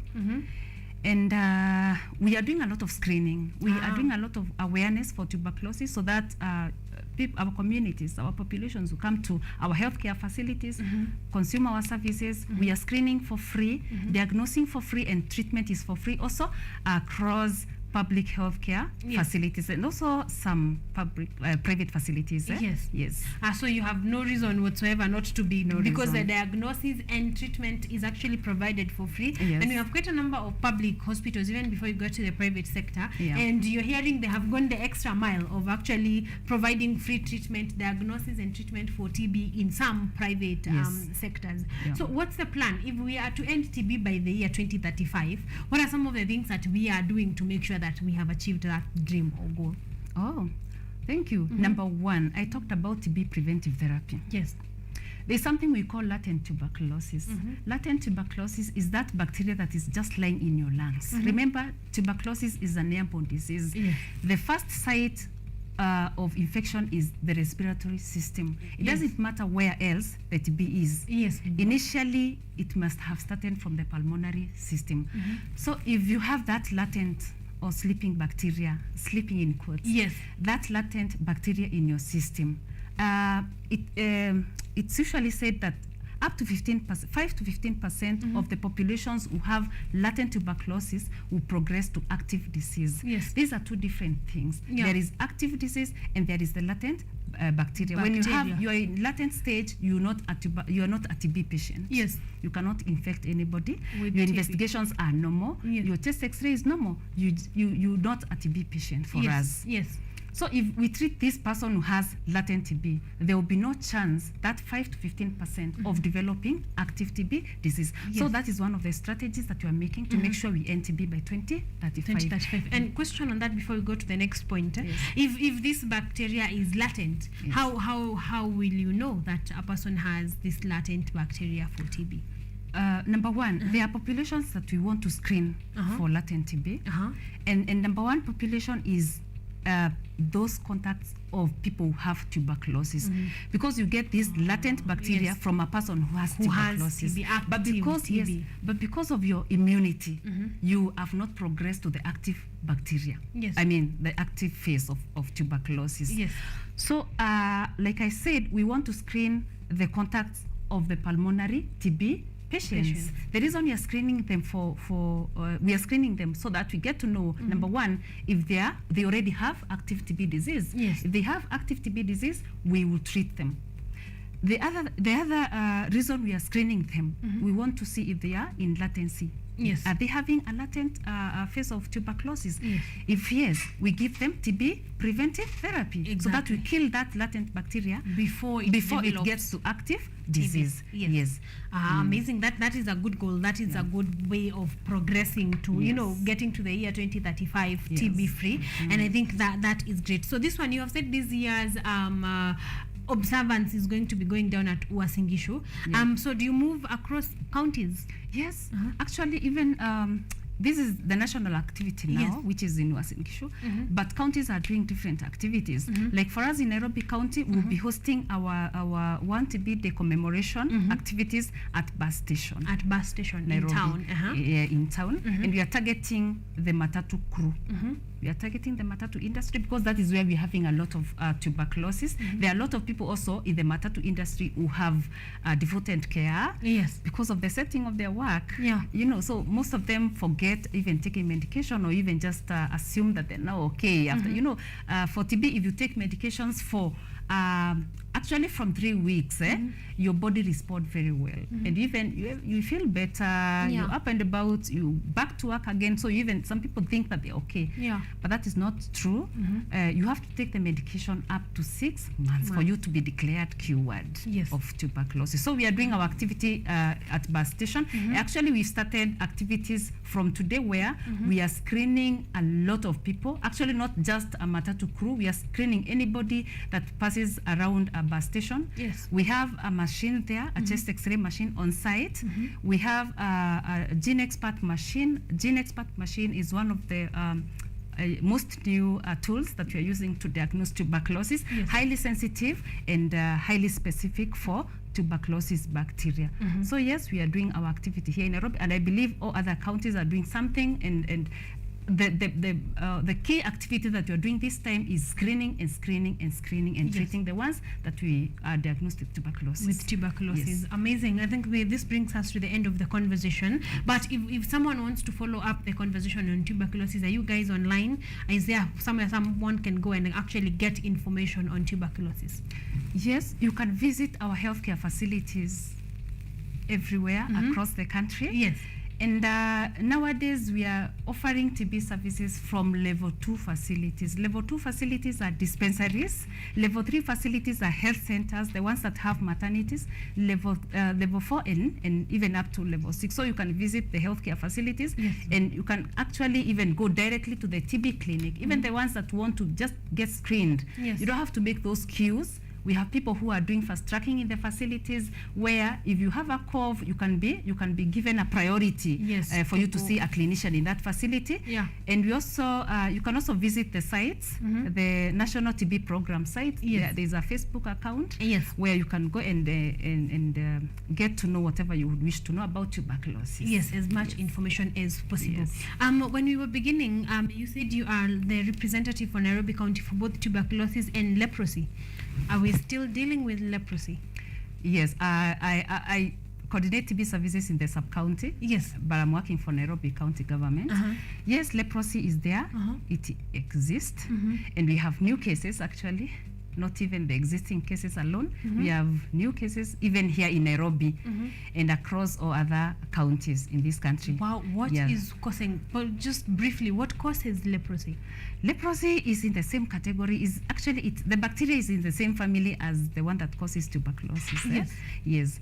Because for tuberculosis, it is Mycobacterium tuberculosis, but for leprosy, it is Mycobacterium leprae. So it is in the same family with the bacteria that causes tuberculosis. So it is key for you to probably we can get another day and talk about leprosy, because it's a whole session. Exactly. Yeah. That's what I'm thinking. I think we will get another time to talk about leprosy. That is very intriguing information. Yes. How we'll be able to sit here and keep it KUTV Kenya. We are going to call Penina back to actually talk after we are done with observing of the tuberculosis day. We can be able to talk about leprosy some other time. Yes. Any final words you'd like to tell our audience? Tell them where they can get all these where they can get the information on tuberculosis as we close. Thank you so much, Karen. So this is the World TB month, actually. Yes. And we want to do a lot of screening for tuberculosis. Like I said, if you have a cough of any duration, and that is the common symptom for tuberculosis. So if you have any cough, you have a night sweat, fever, weight loss, kindly make sure you visit our healthcare facilities. For the ones that can seek care in private facilities, kindly do. But we are offering free services at all public healthcare facilities across the country. It will be, or you will not be charged anything while seeking TB services in our facilities. Yes. So kindly make sure you screen yourself. There is no more stigma like it used to be. Yeah. So kindly come to our facilities, consume our services, and we'll be there to assist you. Exactly. Yes. Thank you very much, Penina, for being here. Thank you for all that information. We have truly appreciated, and I hope that will help us to observe the World TB Day better, and even Tuberculosis Month right here, so that we can be able to stay aware. Please go if you have any of those symptoms. I think that is the most important part. Go for screening. Yes. All right, and then follow up with treatment if you actually have contracted TB. Thank you so much for joining us and for keeping it locked. I hope that you have learned a thing or two. We are going back to Women in Film Awards, the award ceremony, because we are still celebrating women that are doing great things in the film industry.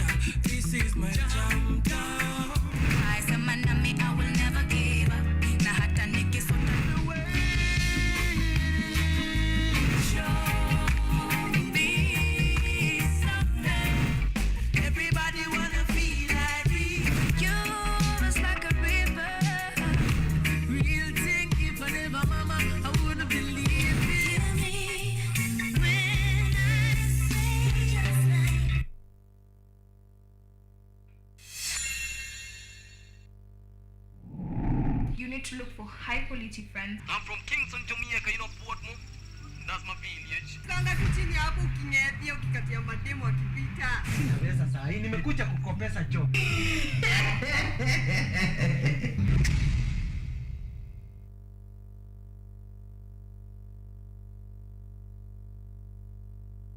Technology, science, innovation, ICT and research. These are the ingredients upon which the solutions to the 21st century problems are founded. In a world that is rapidly changing, it's all hands on deck to ensure a balance in all fields of life.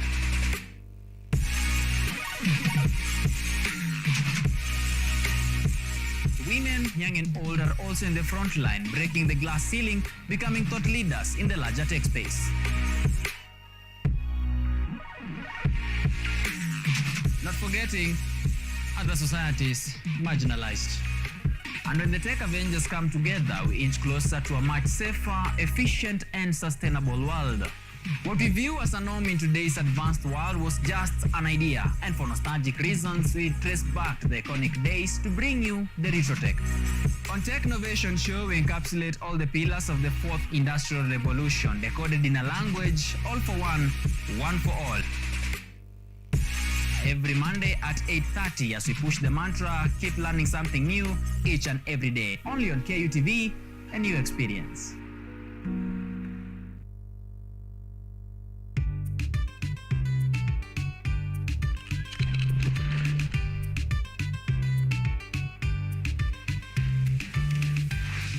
Hello everybody! I'm Nena. And I'm Gigi. Welcome to Engine Season 2! The place to find out about the world we live in and the creatures that we share our planet with. Join us on the most exciting adventures across the African continent. See breathtaking wildlife, stunning landscapes, and out of this world technologies.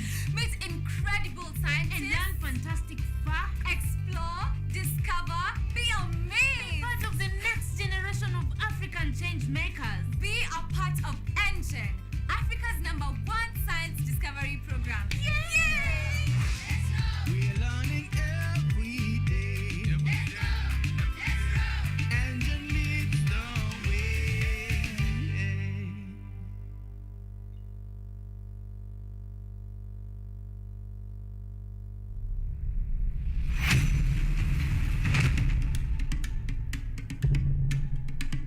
Kipindi hewani ni mitindo ya kipwani.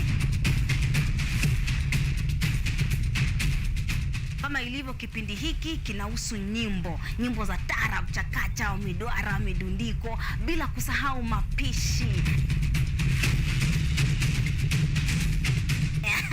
Ambao ndio uti wa mgongo wa pwani ya Afrika Mashariki. Jamani, swaibu zangu mliopo maskani, hatuonani wenzangu, najua mwanitamani. Hapa KUTV, nahodha mwendesha chombo cha baharini, yani ua linalonukia na kuvutia waridi tamu.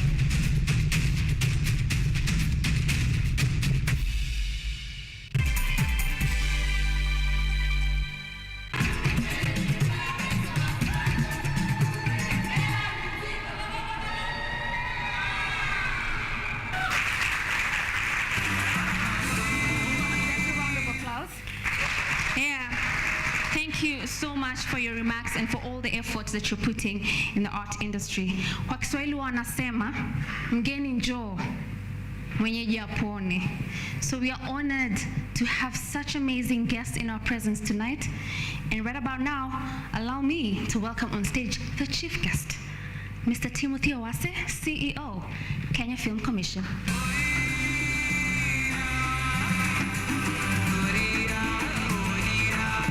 Women filmmakers, ladies and gentlemen, good evening. Today I stand here to represent my cabinet secretary, Honorable Babu Namwamba, who wished to be here but he's not able to make it. So receive his greetings. Before I get to his speech, allow me to say a few words from Kenya Film Commission. First, to appreciate all the women in the house. Let's give them a round of applause. As you are aware, women filmmakers are now taking up critical roles in the art of storytelling, and we at Kenya Film Commission, we are really committed to see to it that we are able to empower you, give you space to be able to tell your story.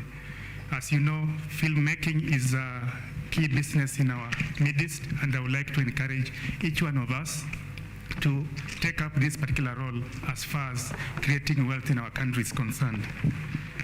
As you know, within the provisions of our constitution, the issue of gender parity is critical, and within the film industry, I want to encourage men in the house that let us give more women roles, those critical roles, especially technical roles like directing among others, so that they can be able to champion what we would like to achieve as a people. The film industry, women are now playing major production roles, and I would like to encourage each one of us to see that they are able to actually move to the next levels. I do encourage female filmmakers to not be afraid, but to take up the challenge of being a filmmaker, and you know exactly what I mean by being a filmmaker. Do not be afraid to be surrounded by those people who challenge you, and do not be afraid, because if you have people who challenge you, they actually help you to grow. Isn't that true? Yes, so please be surrounded by those people who can be able to challenge you at any given time, and do not be afraid at all. And I want to call upon seasoned filmmakers. I've seen the likes of Zip Okoth in the house, Dr. I've also seen Wangeshi Muragi among others. Please be a role model by empowering and nurturing the upcoming young female filmmakers. And you can be able to do this through mentorship. Kenya Film Commission is championing various programs that are aimed at supporting this kind of initiative. So let us work together so that we are able to achieve this. We endeavor to continue nurturing women in the screen sector through capacity building and general empowerment. More so, we are also working on seeing to it that we provide you with funding or seed funding that will enable you to tell your story. Lastly, allow me to encourage women to take up leadership positions. During the last general election, I think we got more women elected, not nominated, as compared to any other time we went to elections. Let's clap for those who are elected as governors, MCS. We had about 7 governor women. We also got several MCS, members of parliament, and those who are able to get elected as women representatives. So with those very many remarks from Kenya Film Commission, I want to assure you that Kenya Film Commission is committed to continue providing you with the necessary services that you require. We are currently working on putting up a film industry satellite account, which will provide you with data as far as information is concerned for you to be able to make decisions. Am I timed?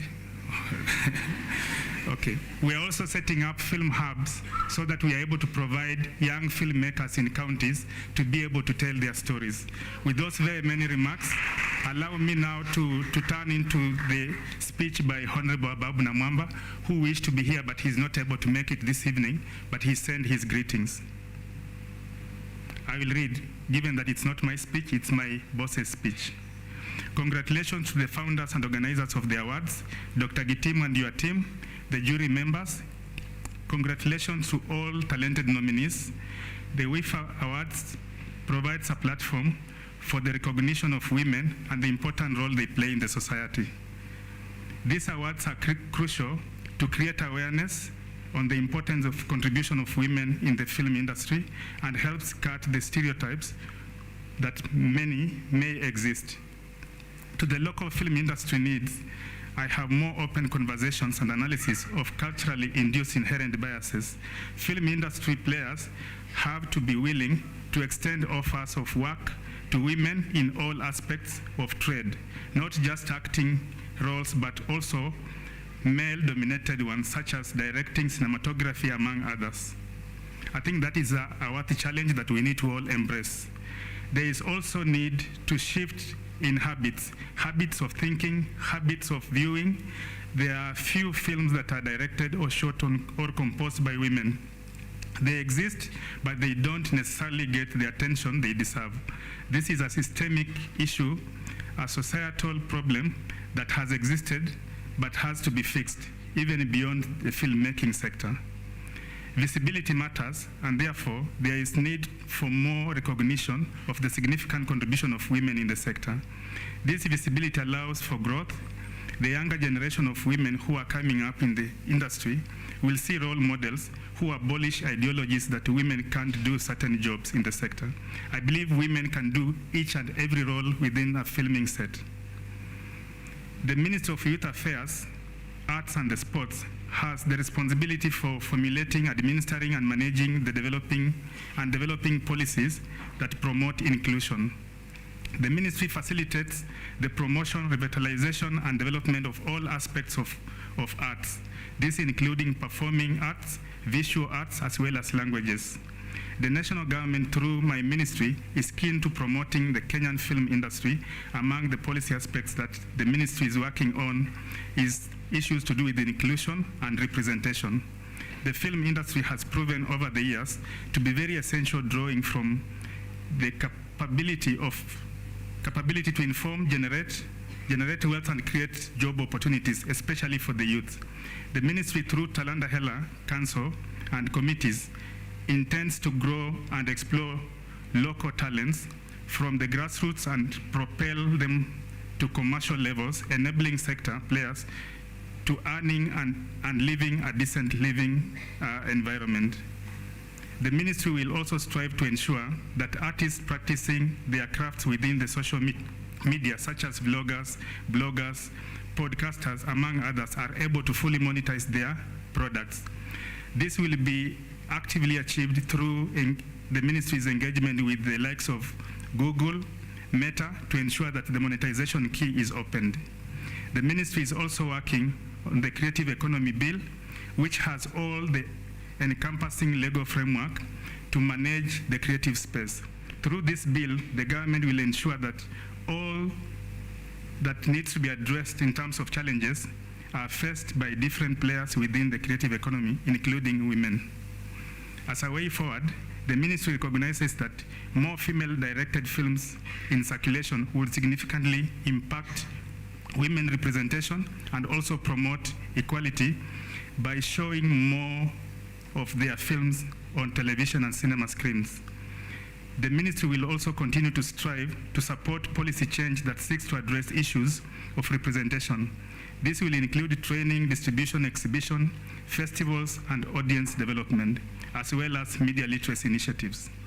The ministry, through Kenya Film Commission, will continue to advocate for the development of capacity building programs as well as master classes, specifically aimed at encouraging more female participation within the industry. The ministry will also put in place methodologies to monitor and increase the visibility of female-directed films in school curricula, school film clubs, cinema houses, video on demand, among others.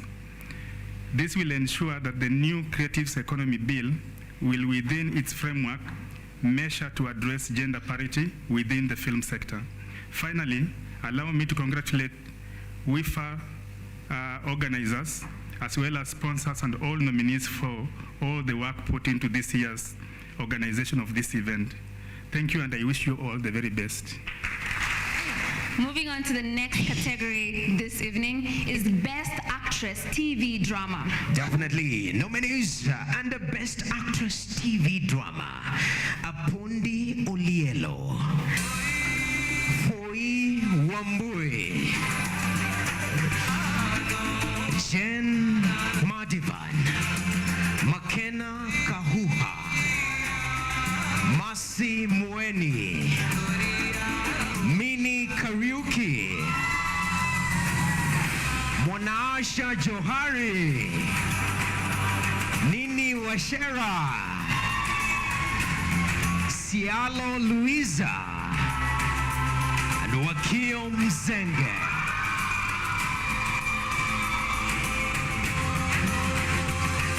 All right, and to give this award, we call upon Professor John Mugumbi, Kenyatta University lecturer, to come on stage. Welcome on stage. Please give him a round of applause as he makes his way here. Good evening, ladies and gentlemen. Best Actress TV Drama Foi Wamboi. Hey. Boy, oh boy. Where are you? Best Producer Documentary. To give this award, allow me to call on stage Harrison Manga, Media Focus Africa. Definitely appreciate Harrison as he comes. Caroline Gunjiri. Cynthia Abdallah. Emily Wanja. And Sheila Kimathi.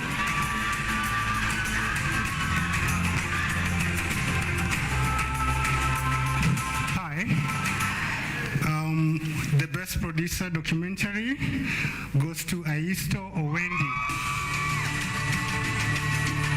Beautiful.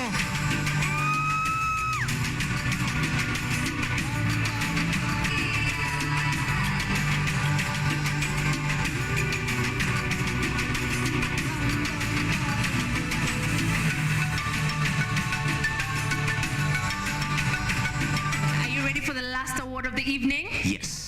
All right, so for this category, we will be awarding a Best Producer Film. To give this award, allow me to bring on stage Trishna Patel, co-founder and content directors, My Movies Africa. And now, the best producer in film at the fourth WIFA is Denise Kibisi.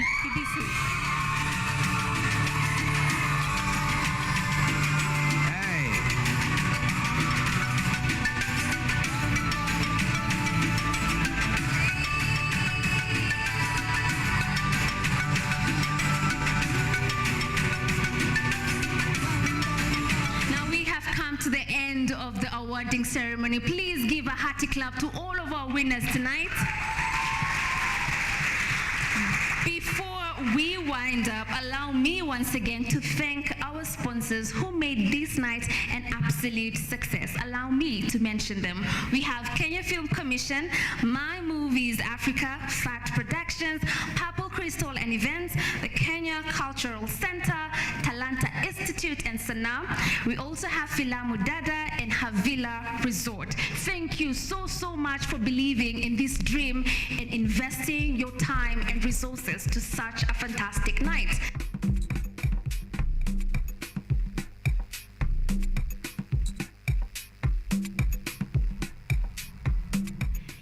Ladies and gentlemen, we have come to the end of Art and Culture Monday, but before we do so, this link is specifically to say thank you to all the participants of Women in Film Awards, the participants, the organizers, the nominees, and all of you that made time to get to the award ceremony at Women in Film Awards. A big congratulations. Of course, a big congratulations to the women that had been nominated in Women in Film Awards, which means you're doing a great job. You're doing a phenomenal job, which means that someone out there is recognizing your effort. And I love the improvements I keep seeing in Women in WIFA. They keep bringing more partners. They keep introducing new opportunities, getting you to higher platforms.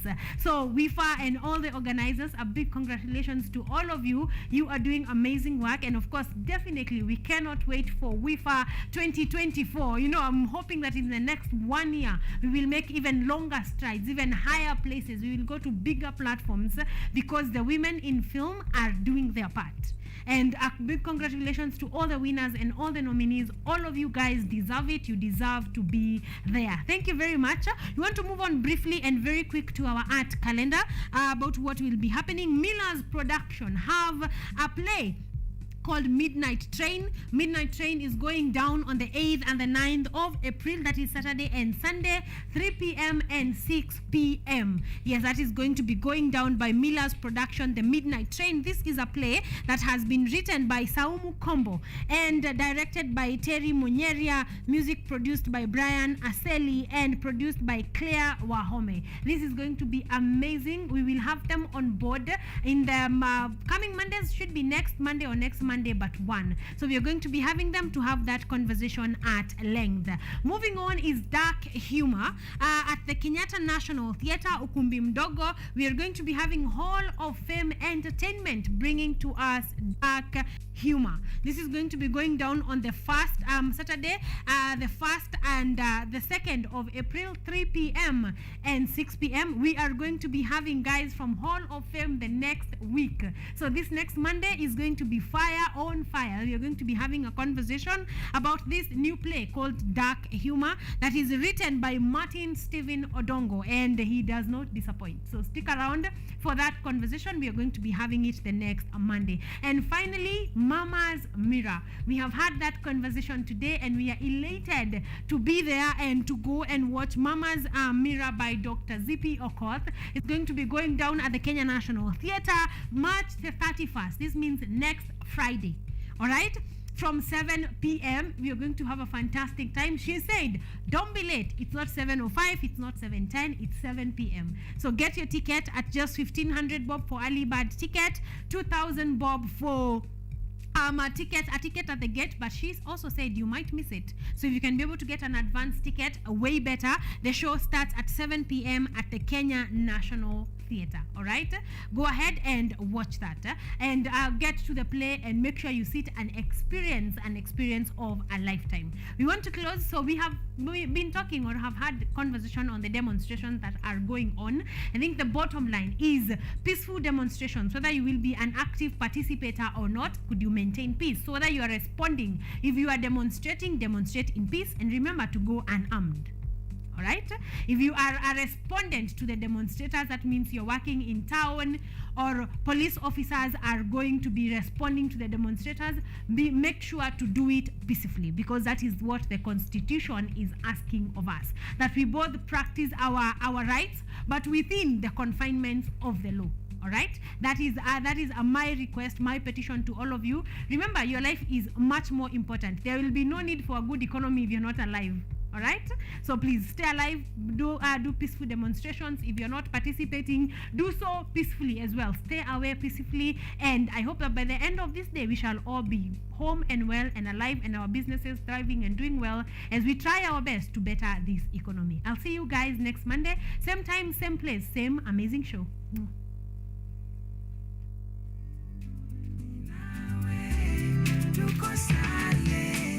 Mimi ni wako, niko mlangoni kwako. Wawili ndio dirisio siri, sitabadili wazo. Mimi ni wako, na hizo shilingi ninazo. Wawili ndio dirisio siri, sitabadili wazo.